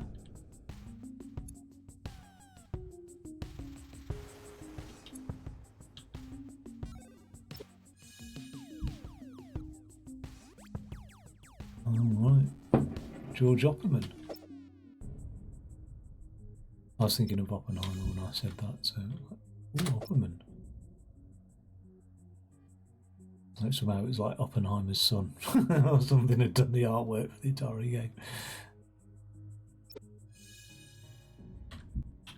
Yeah, that's quite a cool little, like, logo thing, isn't it? That's quite neat, that. I'm loving the artwork. I really am. I think it's superb. So Missile Command then. Let's have a look at this then. Wherever it is, Centipede. LM Millipede Missile Command. Half coin-op, half Cold War era cautionary tale.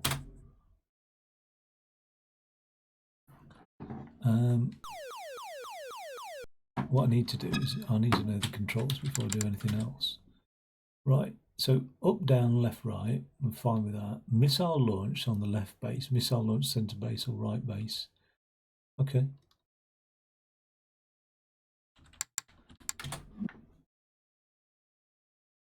Wait, what?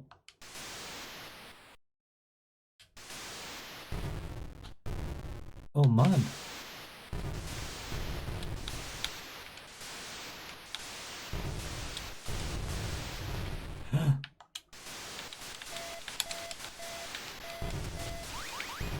Okay, all right, I've got it. So it's not like mad missile launch.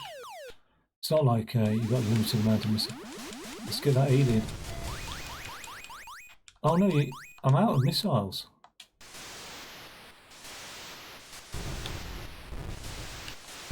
So there is a limit to the bloody missiles then, I didn't know that. Where's it telling me where my missiles are at? Game over. The end. Where does it say the end? Doesn't.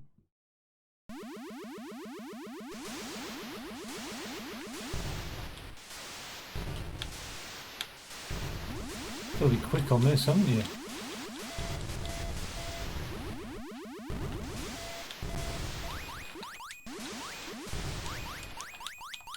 I'm out of missiles.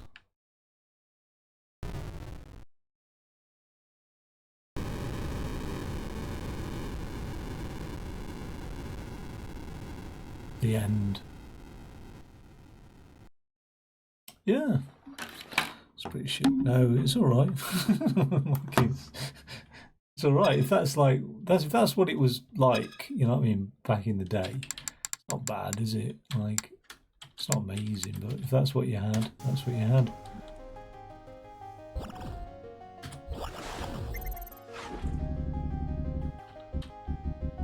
Yeah, that fire truck's pretty cool. The holographic handheld, no way. In January 1981, the year of my birth, Atari announced that it would release Cosmos, a handheld gaming system in which each game would be displayed atop a custom hologram image. The game graphics were made up of simple LED lights, but the holograms provided a dynamic, realistic backdrop.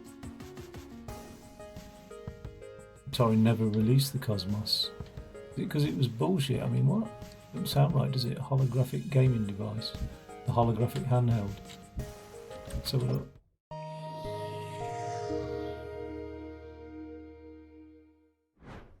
When was this? 1980, 81, that time frame. Prior to Ray Kassar's emergence, I was part of the executive staff, you know, and Nolan, Joe, I, Steve Bristow, Gil, Dennis Groth, finance, you know. We were all friends and no politics and all that, and we all worked together and part of the team that it was great. Once Ray took over, nope, it was all a closed office, and he met with all his hires from Procter & Gamble, and so I realized, okay, I'm out of this. I'm either gonna have to quit because Nolan had gone, Joe had gone, Lipkin, everybody had gone. I figured, well, I'll go back. This is my baby. I'm gonna do it one more time. And we had used holography. We couldn't keep secrets at Atari. We're just no good at it. I can't believe there's holography about. I mean, what? We decided the best thing to do was put out disinformation. It's strange. So one of the best ones was the next coin-op game's going to have holography in it. It was like, what the hell is that? I knew what it was, because having, you know, been to college and studied this physics and stuff.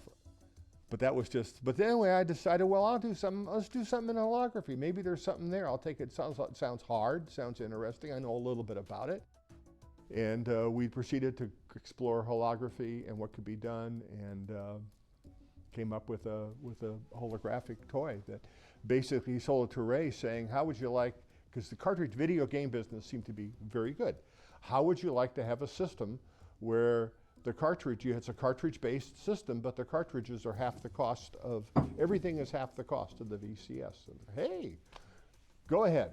It were very simple. They were nothing more than an LED, a simple LED game, the handheld LED game in those days. The only difference was we had a hologram with 2 images on it. You look through this box, and there were 2 lamps inside, and when you'd crash a spaceship, you'd see a hologram of a spaceship crashing. And, what? But you could look through this half-metallized mylar and play a Space Invader game or something like that. Oh, wow. We did all the work, put everything together, got a chip designed, package designed, and at the end, Ray wouldn't. We even took it to the toy fair or the consumer. And marketing wouldn't show it, wouldn't back it up, and we did it ourselves, engineering, and we think we sold 100,000 of them, but Ray would not release it, just wouldn't do it. And I realized that was it. They're not going to release that. I mean, this is now in a time when if it failed, you wouldn't even notice it. It wouldn't be a pimple on the balance sheet. But they were afraid to do it. Back when the whole company was, we're sure we'd do it. So that was the end of my career at Atari.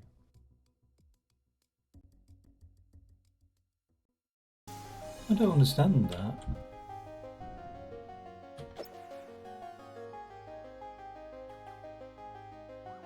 I'll have to read more about that then.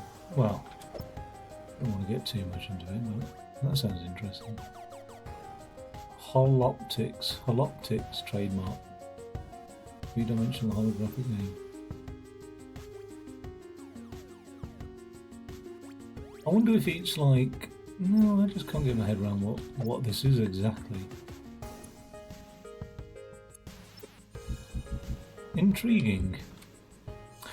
America, the giant arcade, no longer novelties related to the back of pinball parlours. Coin-operated video games became ubiquitous in the early 1980s.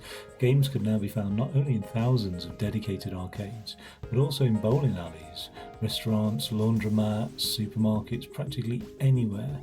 People might be found with quarters in their pockets and a little time on their hands. So we've got Asteroids Deluxe. Oh, right, okay, yeah. Cool. That's a cool little banner poster, isn't it? And that ship design, that's sweet. That is awesome. That is a cool ship. That is a well cool ship. And that one, it almost looks Lego-y, doesn't it? This ship here. Love it. Got solar panels on the wings.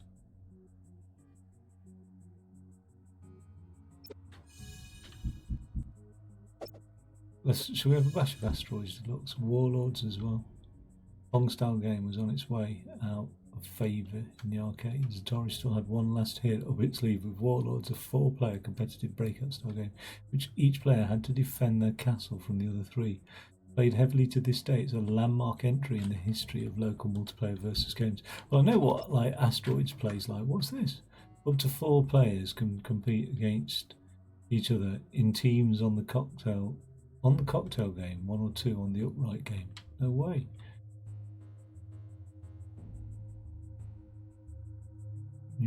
Oh right, okay. Oh, that's what they mean about cocktail game then, like that little one. So what's that? Well, that's Warlords then, is it? Let's have a look. So this is like a breakout variant. No way. I'm gonna have to look at the controls again then. Hopefully we can do 1 player. So it's A, left and right, and that's it. That is it.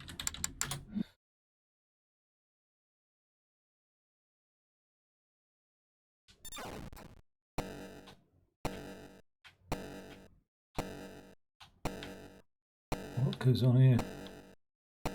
Nerve-wracking.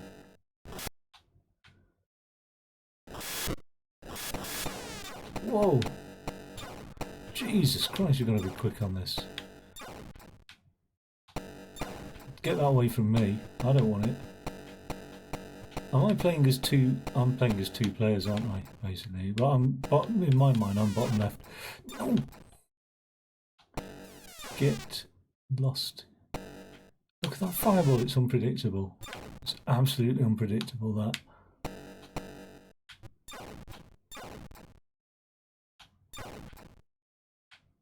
Get over there. Get Pink. Pink's not had a hit yet. Come on.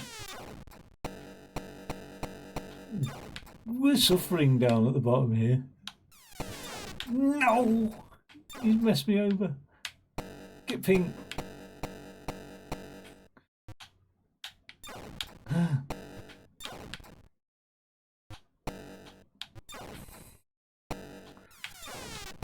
Come off it, you. He's bullying me. Computer's bloody good at this. Shall I pretend I'm top left, by the way? I'm dead. My only one surviving is this one on the right here. The Scottish flag. No, is it a Scottish flag? Swedish flag, I think. He's wrecked me. Absolutely wrecked me. But you know what? That's a sweet game. I was like, that's all right. I don't think I can bear it again, but that's all right. You know, shit, isn't it? Oh dear. Anyway, back on it. Back on the museum tour. This is pretty cool, actually. It's easy just watching this as well, and instead of having to wander around like an arcade computing museum. Do you know what I mean? You can just sit on your ass, even though my ass is aching now. Actually, this chair's. I'm not used to this office chair at the moment. Right, Centipede. During Atari's run of hit arcade games was Centipede, designed by Donna Bailey and Ed Logg. Bailey's colourful pastel design stood out in arcades full of harsh outer space settings, which made Centipede appeal to more women players than most other games of the time. Is that actual though? Is that in reality? Like the women were drawn to the pretty colours, whereas the men just like the bleakness of space. There's my controller playing up at the moment. I'm not going to look at some bloody photocopied A4 documents. Thank you very much. Regarding your Centipede game description, consider theme of Dragon Quest with dragons trying to steal golden jewels. No way, is that the original? That's cool. High tension skill challenge. Oh, that's so awesome. That is so cool. Look at yeah, I'd love some of that equipment. I really would. Okay, that's Centipede. Tempest.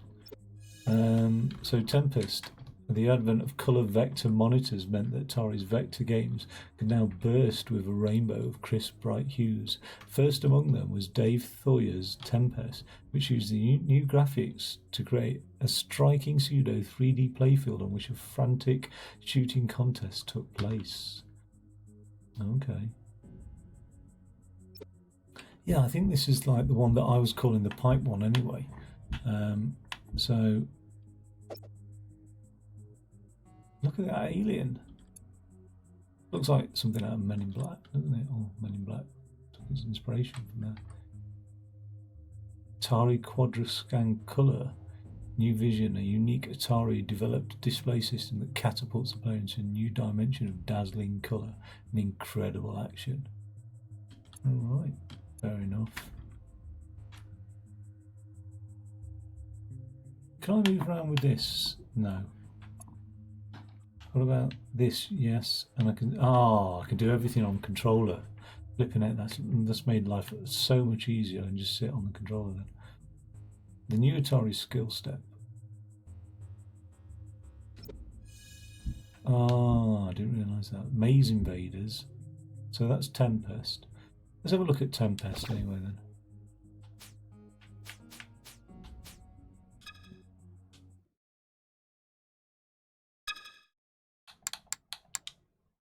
Fire weapon, super zapper, left and right. There is a mouse though, yeah. Fire weapon, super zapper, left and right. Okay. Let's do it. Right, rate yourself. Spin knob to change, press fire to select. Oh, I'm a real novice at this. That's weird, actually. Oh, that's like the one we were playing earlier. Yeah, okay. It's a very weird perspective, isn't it?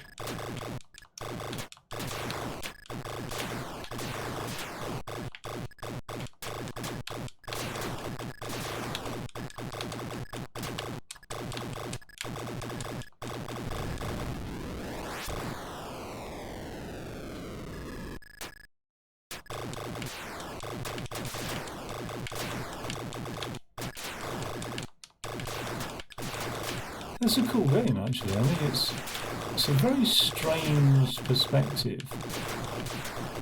It's all right. I mean, I don't know what people imagined it was. Like, is it a hyperspace tunnel or something? Oh, what's this? Oh, that's my super.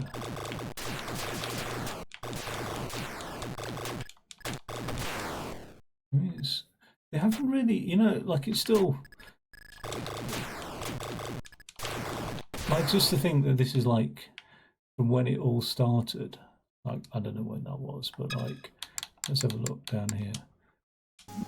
Right, from when it all started, like the first Atari thing in the beginning, 1971, and then you get, it's like a full like 7 years later, 8 years later, and then Tempest is out.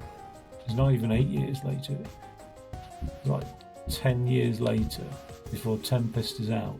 And the evolution, I mean, that just it looks fairly, you know what I mean? It doesn't look amazing, that game, but that represents 10 years of development and research and design and things versus like that very early game in 1971. Computer Space, do you know what I mean? Like, it doesn't look like 10 years of development and design, but imagine, yeah, well, it is. Well, that's mad. I'm not sure what Maze Invaders was. Should we have a look at Maze Invaders?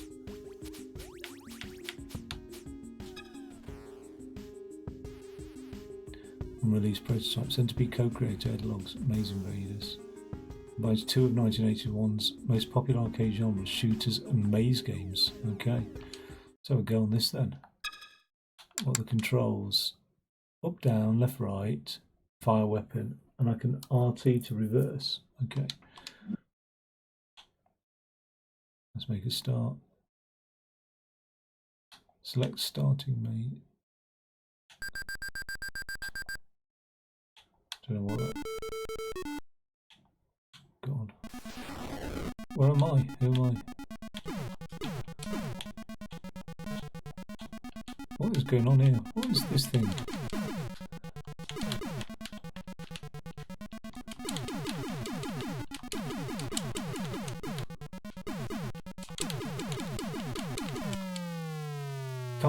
Can't get on him. What is this thing that I'm controlling now? It's got eyes and obviously. So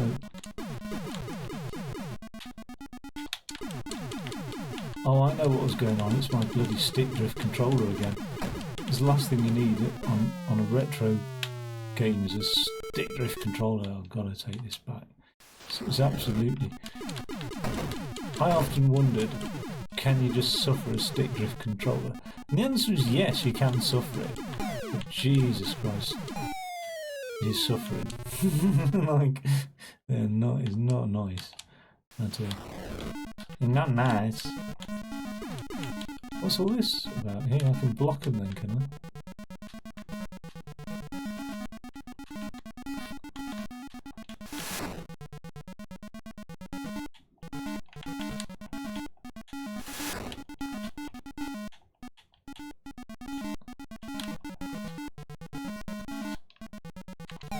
Oh man, I try to get that apple.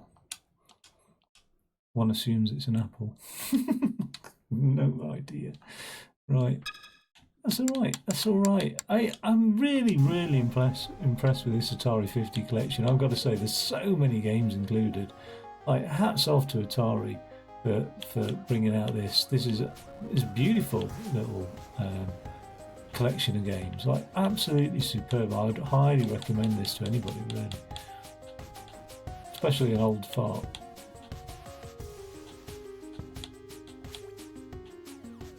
centipede.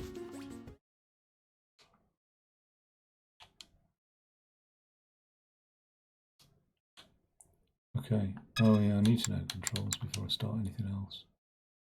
All right, it's just pretty much the same as the last game.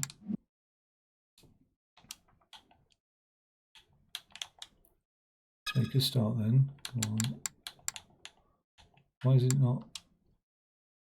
Play 1 start. Press the start button. Play 2 start. RB. Game options. Escape. You're joking. That spider's dodgy, isn't it?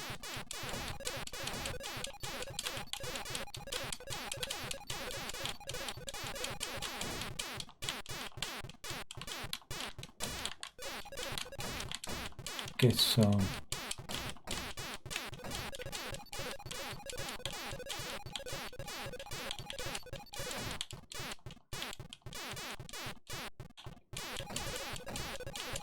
I don't like the way killing these things turns them into mushrooms. What was that? That was like a... It's made mushrooms everywhere.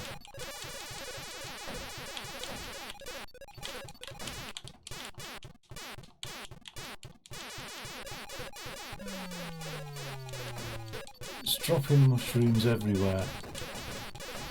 Bloody nightmare. I can't survive with all those mushrooms knocking on.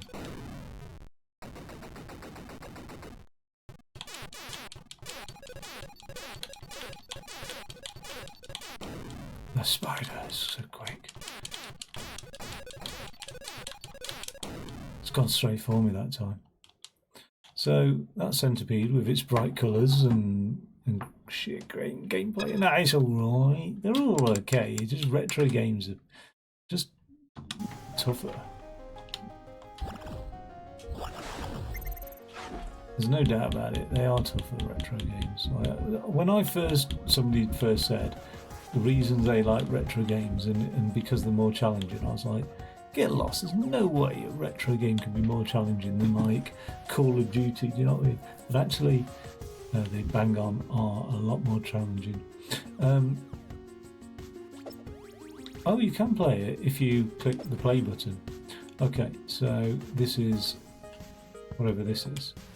Space Duel, full colour version of Asteroids for 2 simultaneous players. Okay, I'm not doing another Asteroids. Again, some pretty sexy artwork there.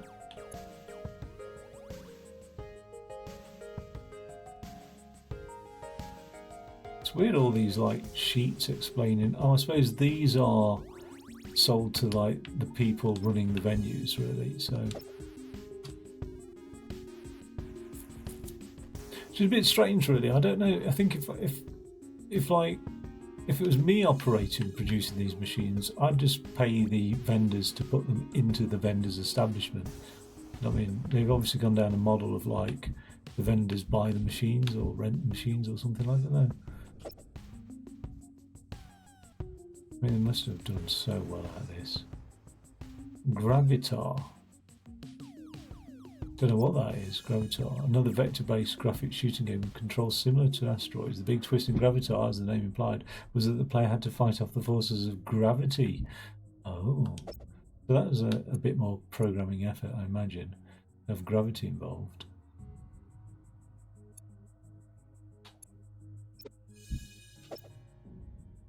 For the last rebel in a galaxy held hostage.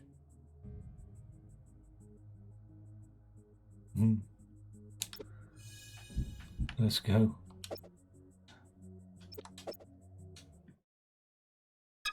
Controls again. Left, right. Thrusters is RT, a cannon and a tractor beam shield. Ooh. Okay. Where am I at then? Which one am I? Oh, what? I've gone straight into that star. Is that me? I think it was, you know.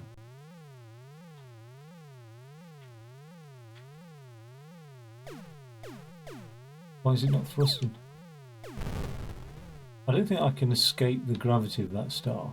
I'm going to have to like sort of orbit round it, aren't I? No, it's just sucking me in. No matter what I do. Fly to planets to score points and regain fuel. Completing all 4 planets or a planet. Score points. Look at those controls again. Thrusters is RT, yeah. Tractor beam or shield.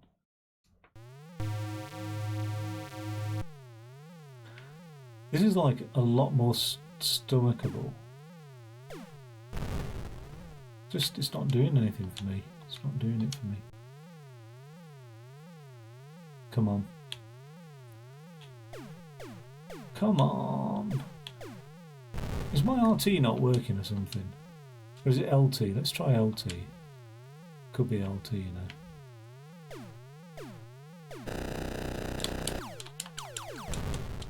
Don't know what the fuck. God, so annoying. Don't know what I'm supposed to be doing. Come on. It is RT, isn't it? Because it says, oh, I don't know, but my thrusters aren't working at all. Oh, god damn it. Yeah, thrusters, RT.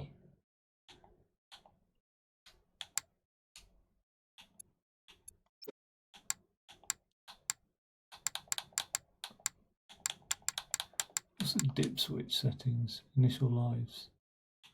Just put that and whack it up.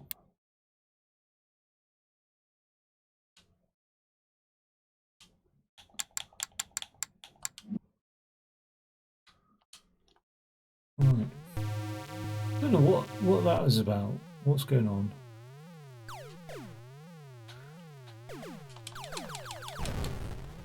I still don't get it. It's just fucking sucking me into that star.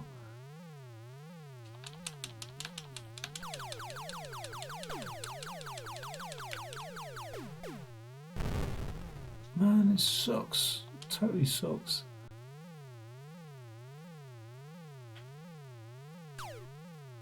Right, what I do?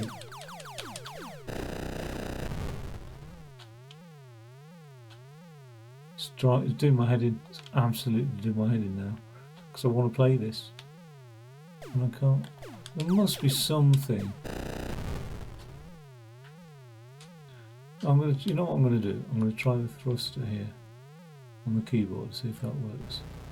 Oh, so the keyboard thruster works. It's just the RT doesn't.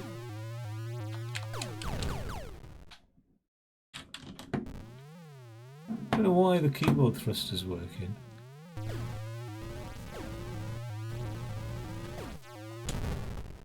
It worked just then. Seems to have registered it.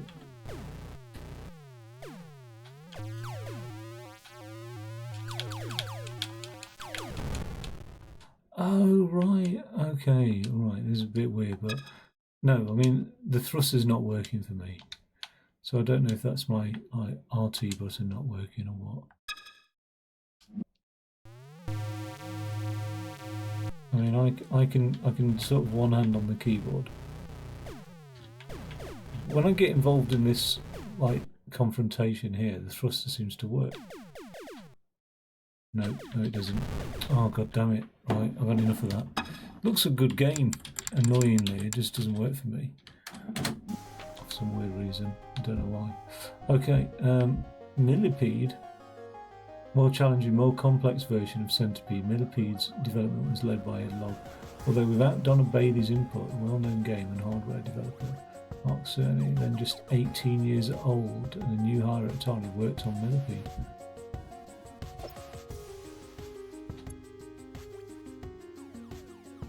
Oh, so this is very similar to Centipede then, isn't it?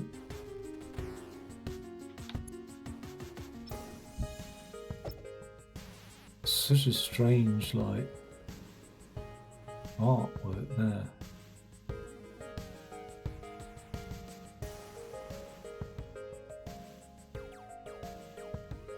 Millipede, if Centipede drove you buggy, this game is sure to raid your brain.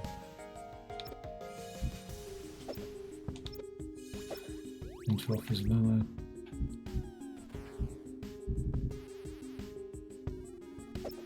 I'll have a quick look at it. I can't be bothered with controls. Yes, similar sort of thing. It's just a lot faster paced.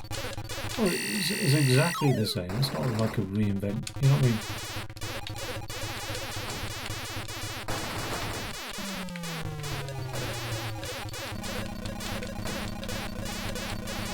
What's that little thing there? Don't trust it. It's all coming at me.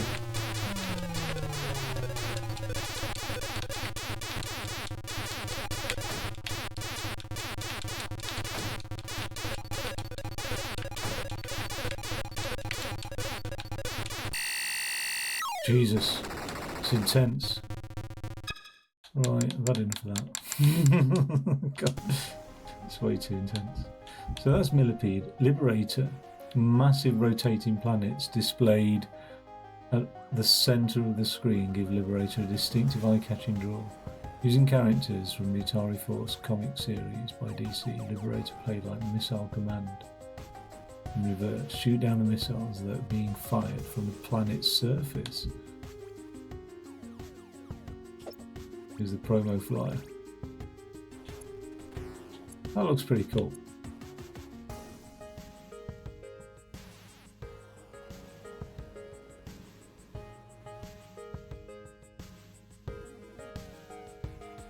Interplanetary search, destroy and rescue mission. And all the bases are destroyed, the players remain in spaceships.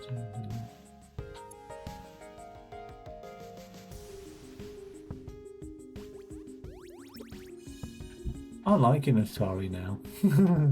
You know, like when you think of like games companies, you think of like the greed of EA acquiring every other competitor, and like the scandals of like sexual harassment that are pervading the offices of I can't remember the games developer name now.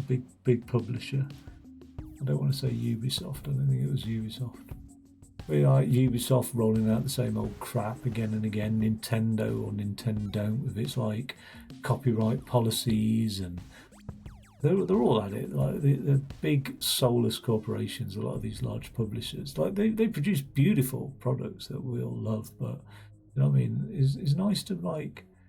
I wonder if there's any dirt under the rug for Atari. I wonder if they are as beautiful as like this Atari thing is making them out to be, if you know what I mean. I'd like to think they are. I'd like to think they're just like the old school companies before like shareholders and PLCs just dominated the world. Now this is starting to look more like acceptable gaming, isn't it, really? Like colour graphics and what's going on here? I'm shooting that. Oh, okay. Right, I've got you. That's like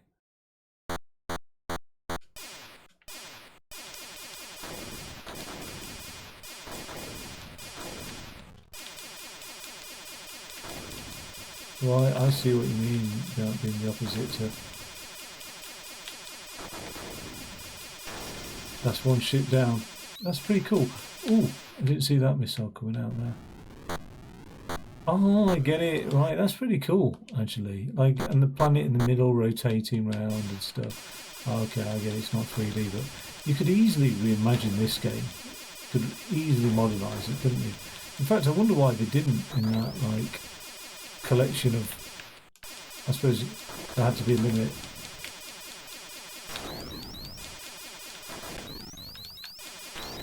Look at those ships. They're giving me right havoc. I'm down to one ship.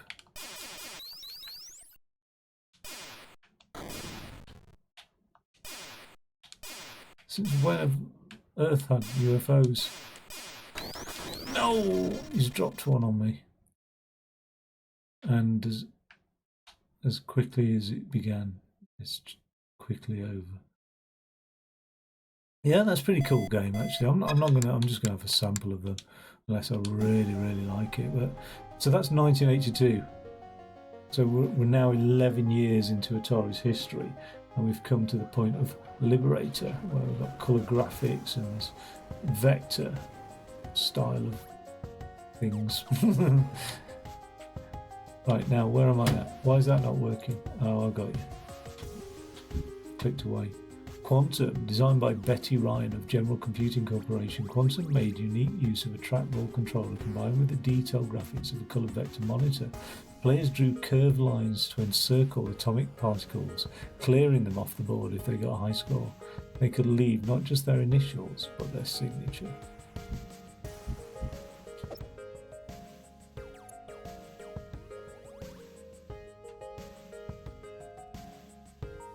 Alright. I wonder if there's a lot, because I wonder if early gamers were mixed, you know what I mean, male and female. Yo, Yuki, you alright, dude? I wonder if, like, it's only been like a recent thing that men or males dominated the like the gaming industry, if you know what I mean. I wonder if early it was an equal appeal, or I wonder if that's, yeah, having a bit of Atari, like history of Atari something. And I wonder if the early industry had to market towards women. HBU,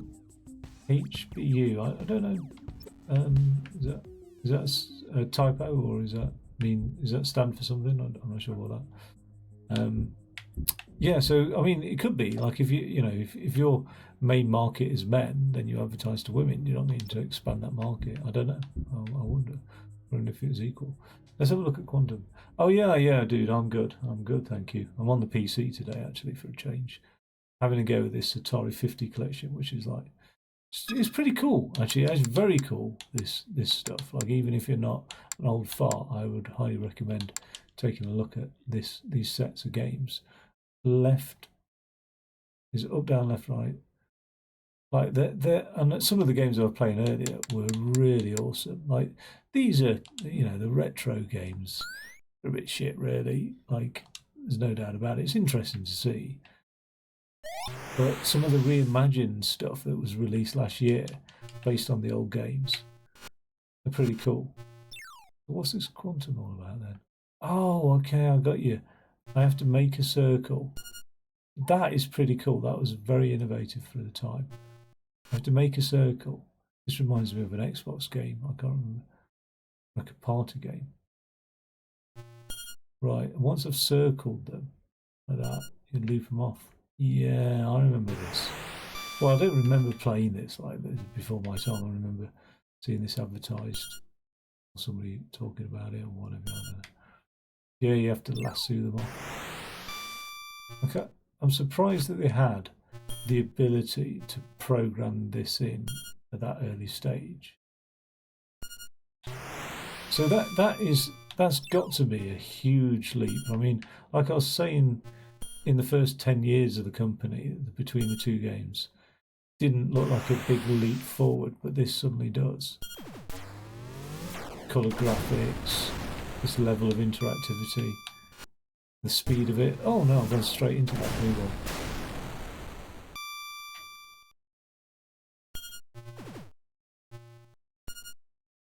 I'm going to get that triangle. Missed it. 200 points for that.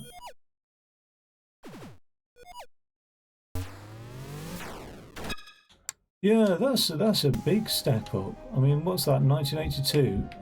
Like, where was this one in 1981? Asteroids Deluxe. So he's still like fighting around with asteroids and Missile Command by then, but suddenly a year later, huge step up into that, wherever it is, Quantum. I don't know. Aka R, a colourful shooter by Dave Ralston and Mike Halley. The name is apparently derived from the phrase also known as another Ralston. Okay, so I'll go with this then. So, oh, this is an unreleased prototype. All right.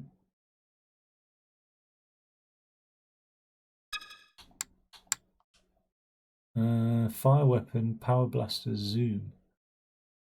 All the up, downs, left, right. Fire weapon, power blaster, and then the zoom. I don't know what the zoom does. Well, I don't know what any of it does. Aka R. Let's get going. Put the money in the slot. Coin ops. Such a weird idea. Oh, you still get coin ops. Wait, I don't want level 3. Get me back. No. Damn it, level 4? What are you on about? I can't handle this.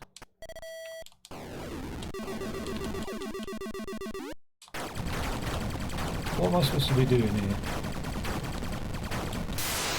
Let's get rid of a lot of them.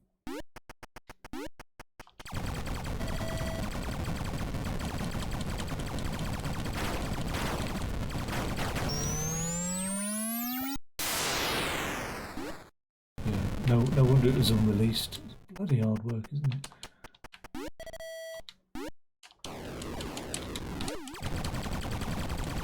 Can I not move around already?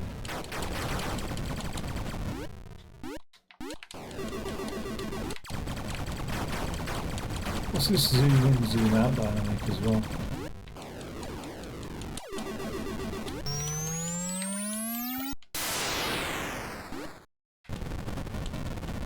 Okay.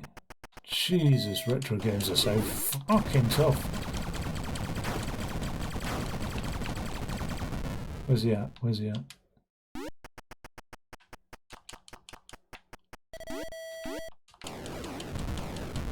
Oh, so the more I can get rid of these creatures when I'm zoomed out, the better. What are they doing to me here?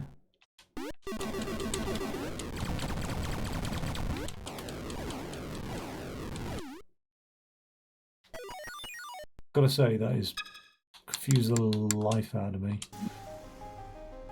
So where are we still at? 1982, 1983 Black Widow, that sounds cool.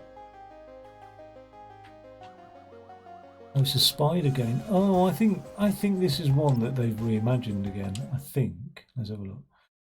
Tag grub stakes, shoot bugs, then tag grub stakes. Let's just look at the controls here. Up, down, left, right. Fire up, fire down. Oh, so it's a twin sticker. And then insert coin, play 1 star. Let's bang in a load of coins in this then. 6 credits. Oh, okay. Get off my spider web. Get off my spider web. Yeah, suddenly. So those can evolve into bugs. You can imagine this game being quite popular.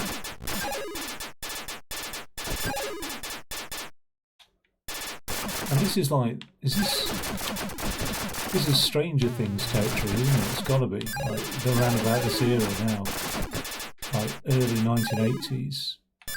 Although Stranger Things, I think the latest season was like 1987, maybe. Turn around. Another fantasy.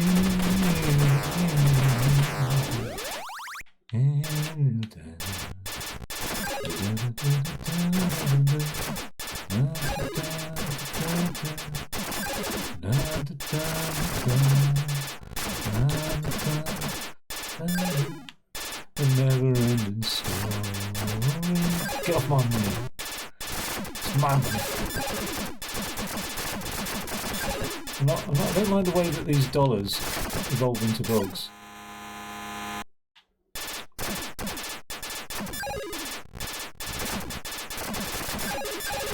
I mean, it's strange to think like some of the really popular series of games, like say take Geometry Wars, you know, in the recent decades, isn't that much different to this really? You know what I mean? Like this is like Geometry Wars is like what 2-3 decades maybe later is the latest release of Geometry Wars, and okay, graphically it's like different, but it's not that different. Really, it's the same fundamental gameplay. Things don't. They say nothing new under the sun, don't they? I'm finding it very hard to commit that letter there. Oh, I'm triple R now. Okay. So Food Fight. Well, most of Atari's arcade games tended to be abstract. Not not feature recognisable characters, the movement towards marketable mascots in the mid-80s produced Food Fight, starring bright-eyed blonde-haired Charlie Chuck, a young lad who just wants to steal an ice cream cone with angry chefs getting in his way. Oh, look at this. Classic Atari colours and logo and stuff. I just can't believe these like manuals that are... Oh, I like that. I like the look of that. It looks like somebody's coloured it in with crayons though, doesn't it? Is that... I wonder if that was a concept thing, original artwork. Oh, okay. Used for the production of a promotional Food Fight t-shirt. Cool. Yeah, that's pretty cool. Are those the same guys that produced, like, double up as like the Mario promo guys as well? Nintendo. Let's have a look. A bit stereotyping, isn't it? Let's have a look at controls. Up, down, left, right, throw. Okay, I think I can handle that. Eat the cone, player one. See, this is evolved. This is... Wait. Get these chefs off my ass. What's this here? Have a pie. Have an orange. Oh. Have a pie. What's this? What's this? Have some broccoli. Orange, orange, orange. Give me that orange.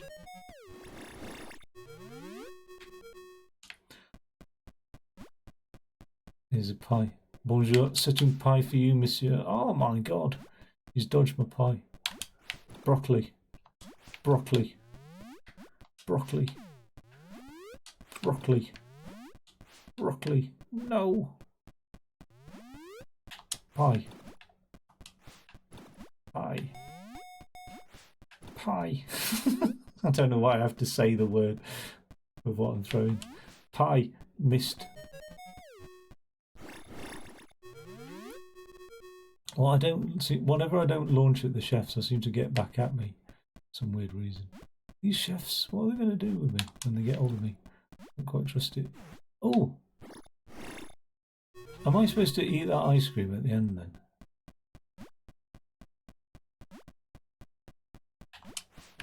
He's throwing food. Gotta watch out. No, he's going to throw pie at me.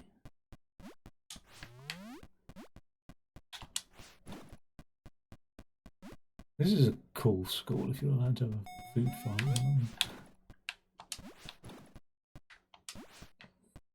Banana. Oh, I missed that ice cream. Game over? I've done well on that, I thought. Where's my score? I'm not even on the leaderboard. That's cool. That's cool. That's all right. I mean, this whole game is just superb. I'm really.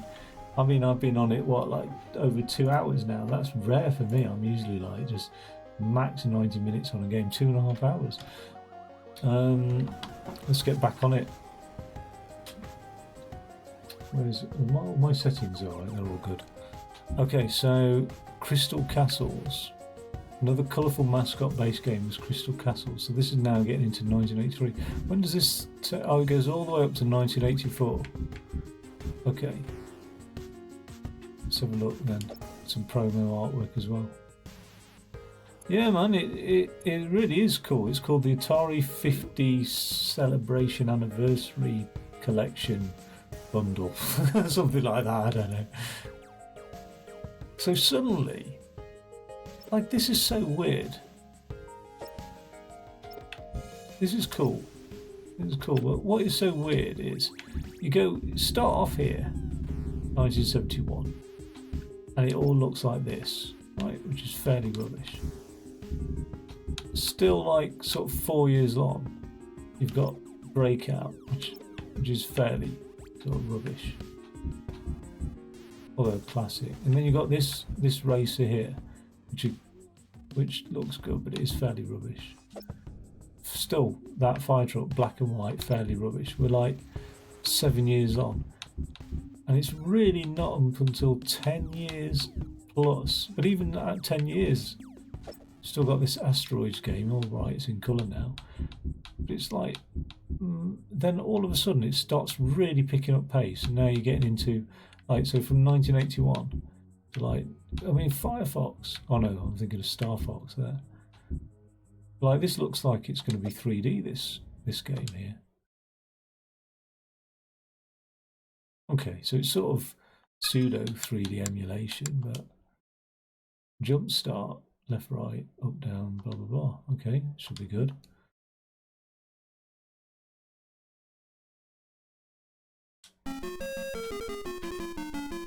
What am I doing here? I take it back, this looks shit. Oh no! I'm done. I'm done for. Whatever that was, it's gobbled me up. Yes! Dun, dun, dun, dun, dun, dun, dun, dun, ba-da, ba-da, ba-da, ba-da. I think that's called the Oh no, I thought that was a friendly tree. Get that honey. 1,000 bonus. So this is like sort of very Pac-Man-esque. Does this predate the Pac-Man games, I wonder? Look at all these trees. Not sure about the AI, what it's doing. Is it solid, this AI? Doesn't seem to be. Get in there.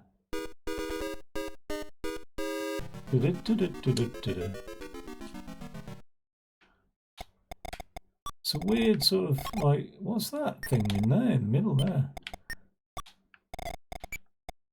Are these aliens? Look like it, don't they? Oh!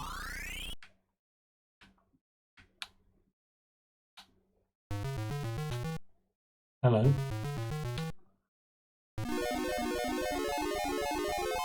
The skeletons come out. Come out of the closet. I can't get around them.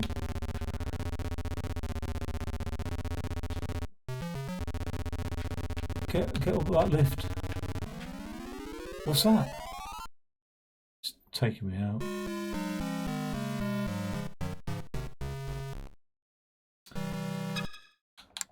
Shame, shame, shame. So that's Crystal Castles, Major Havoc, designed by Owen Rubin with some participation from Mark Cerny. Major Havoc is like a buffet tray of game genres, combining spaceship shooting, platforming and more. Its unique design made it a cult classic of the era, still in 1983. That looks pretty switch, that like machine. I like them when they're uniquely shaped. Yeah, that was pretty cool.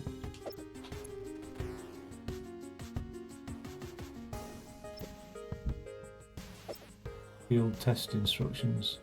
Long range scanner shows next enemy type. Use Rolligig to move spacecraft. Left and right fire button. The Adventures of Major Havoc. Get ready for a multi-part action adventure pitting heroic clones against the evil vaccine empire. Get ready for the adventures of Major Havoc. Okay. Right, well, I'm sold. 3 lives per player. Controls are fire, shields, left and right.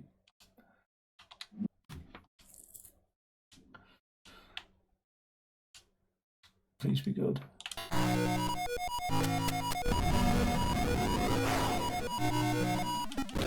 Wait, what's going on here?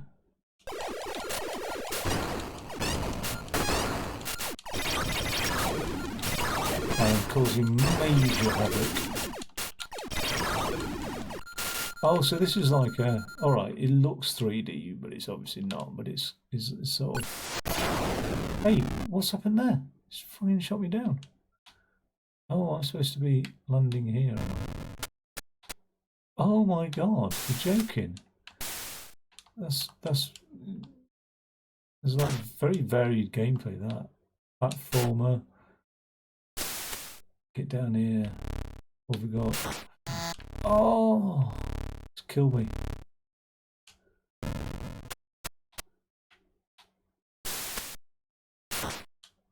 Come on, you can do this. Jump up. There's O2. Am I running out of O2? Have I got a fire button after all this? What's that? Hey, look at him tapping his feet, waiting on me. Cheeky little git. No! There's the exit. Okay. Oh, it's all over. My high school name is Bar. Bar. That reminds me, I don't have any bloody sheep on my skyblock for some weird reason.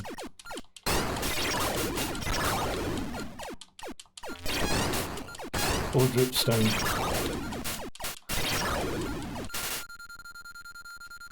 Dock on the white platform. Where's the white platform? Okay, alright. Get that oxygen. That's all that matters, that oxygen. Here we go. It's just not. Maybe it's a digital experience. No. No. There we go.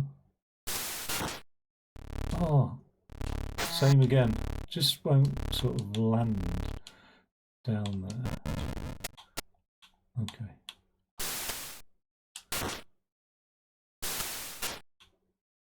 Why doesn't it land?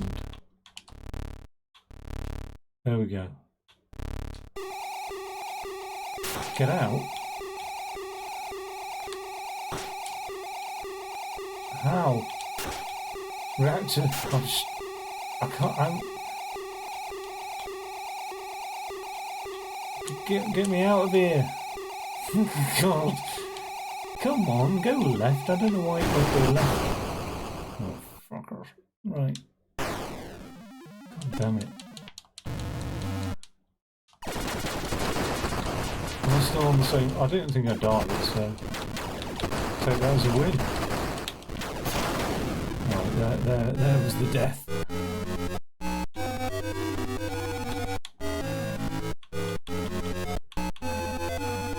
I'm not being Bar again. I'm being RJX. I just could never quite remember that alphabet. R. Hey.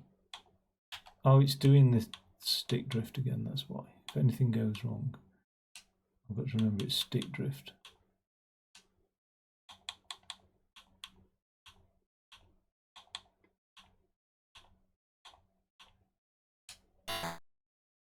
Okay. I wonder if there's any arcade machines knocking about anywhere with my initials on them still. That'd be cool.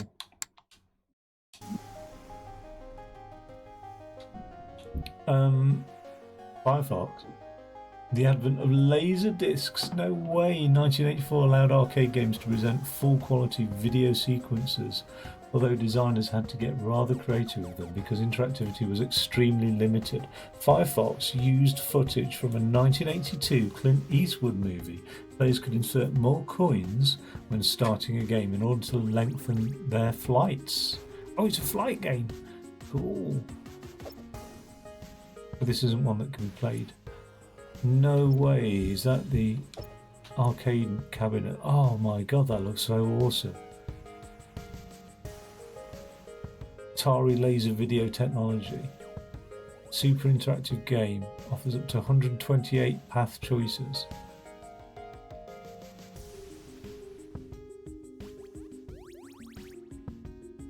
Audio system is the most sophisticated in the industry. The soundtrack includes dramatic stereo sound effects, Clint Eastwood's voiceover, and an original music score composed especially for the game.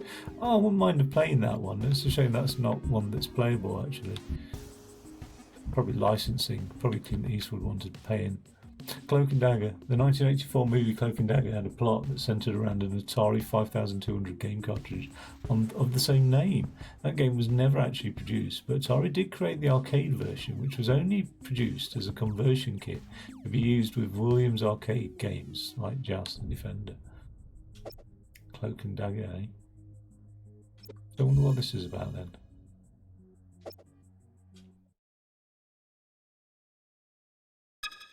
Do the old controls. Okay, so I can. Alright, it's a twin stick. I like twin sticks. I'm not good at twin sticks, but I do like them. Right, there's a floor plan.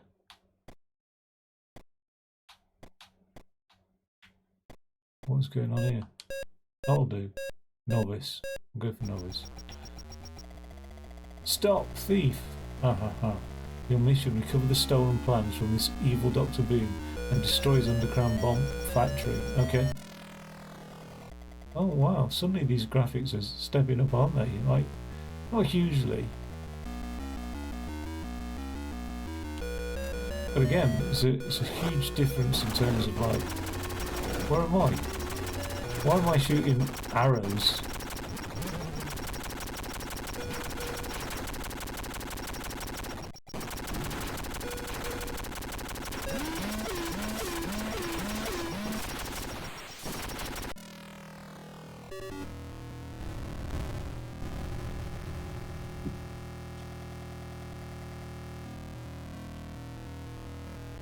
Weird. Get dead.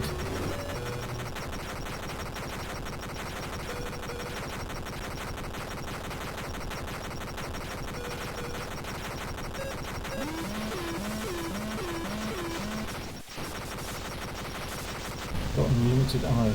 Oh, am I dead? Am I dead in the explosion as well?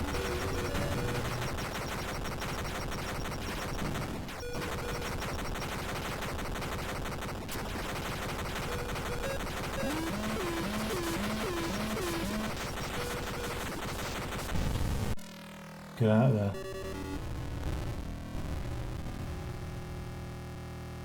Yeah. William cooling himself down with that hat. Nearly died in a nuclear bomb blast. It's hard to figure out which area of the screen you're on.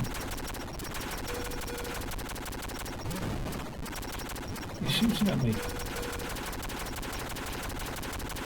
Let's take out all these things before we get on the old. Let's go. Make a run for it.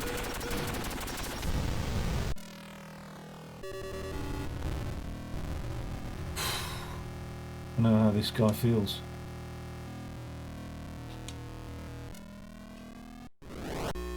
This is like the first time I've proper... I wouldn't say... I don't know, I don't really enjoy retro games, but it's okay. It's the first time I've played a retro game and not absolutely hated it. Do you know what I mean? Like, now, this collection is one of the better ones that I've enjoyed, because I was about to say I haven't died immediately, but I have just then. Oh, I didn't get a chance to put my initials in. God, retro games. And then, so we're going from 1984 now to 1984 with iRobot, the final arcade game. Isaac Asimov, I presume, sold off its arcade division in 1984. iRobot was the first arcade game produced with true 3D shaded polygonal graphics. Players could choose to either play the action game or use a 3D drawing program called Doodle City. So this must be, according to iRobot promotional flyer, each game came with a free poster intended to create excitement and awareness of how to play. That's pretty cool. Right, so playfield can be changed from overhead to ground level. Robot can jump to a red zone only when evil eye is yellow, green or closed. Okay, so it sounds decent enough. Right. I'm very heavily weighted on the left audio. I don't know why. But okay.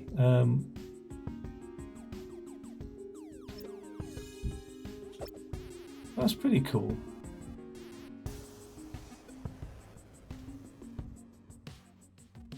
They were all smashed off their face on LSD. Nice, yeah, nice. Which BMW? Is it the M3? Let's have a bash of this then. My robot will play 1984. Yuki, do you not stream yourself? Controls. Up, down, left and right, fire weapon, zoom out. And okay, I'm going to zoom out and doodle city menu. I'm not sure what on earth that is. Let's have a go. Not that I'll be able to watch, because whenever I'm on, I'm streaming myself. Tired of video games, burnt out on mass destruction. Forget the game, relax in Doodle City. Okay, let's just have a bash then. Doodle City. I Robot the game. So this is the first, well, at least Atari's first true 3D polygonal graphics game then. Touch red. No way.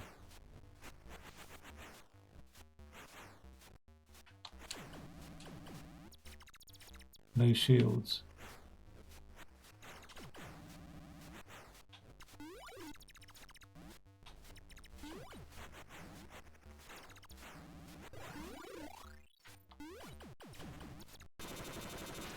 What on earth is going on here?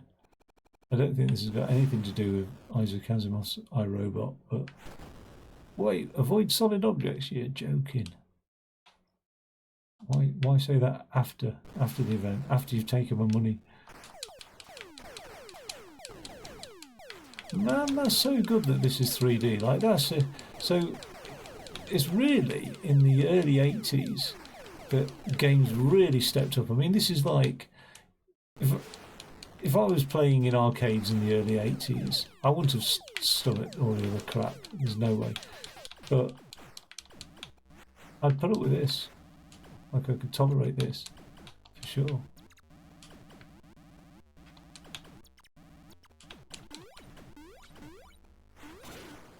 Oh, he's taking me out somehow. Sniped me. But yeah, this is like stomachable, I think. So that's the end. Oh, and so this is not a toy. While Atari's origins were in the video arcade, it also created the first device that would put video games, and by extension computers, into millions of American homes. Read on to explore the history of the Atari VCS. So I think now we're into the birth of the console. Okay, so that was arcade origins. It says I've only explored 82%. That's a lie. Because we've gone right through that whole area. I don't know what else is unexplored, but so yeah, so Atari 1971 to 1984 in the arcades, coin-ops, etc. Then we've got birth of the console, which would be pretty cool. Let's just have a skim through this. Looking at all the various Atari consoles all the way up until 1982. Okay, so this is throughout the same sort of period. And there's the famous console there. Highs and lows. Trouble in Paradise, Atari 2600, possibly the most famous console, I presume. So yeah, that'd be cool to have a look at. The dawn of PCs. Wow, okay, that would be pretty cool to have a look at as well. And then in the 1990s and beyond, the Atari Lynx and stuff. So there's a lot going on here. And then of course with the game library, there's loads going on. So let's just pick a random game from the, well, not random, but one that looks cool from the 2600. Oh, so some of these are replicas of the games that are in. There's so many games on here.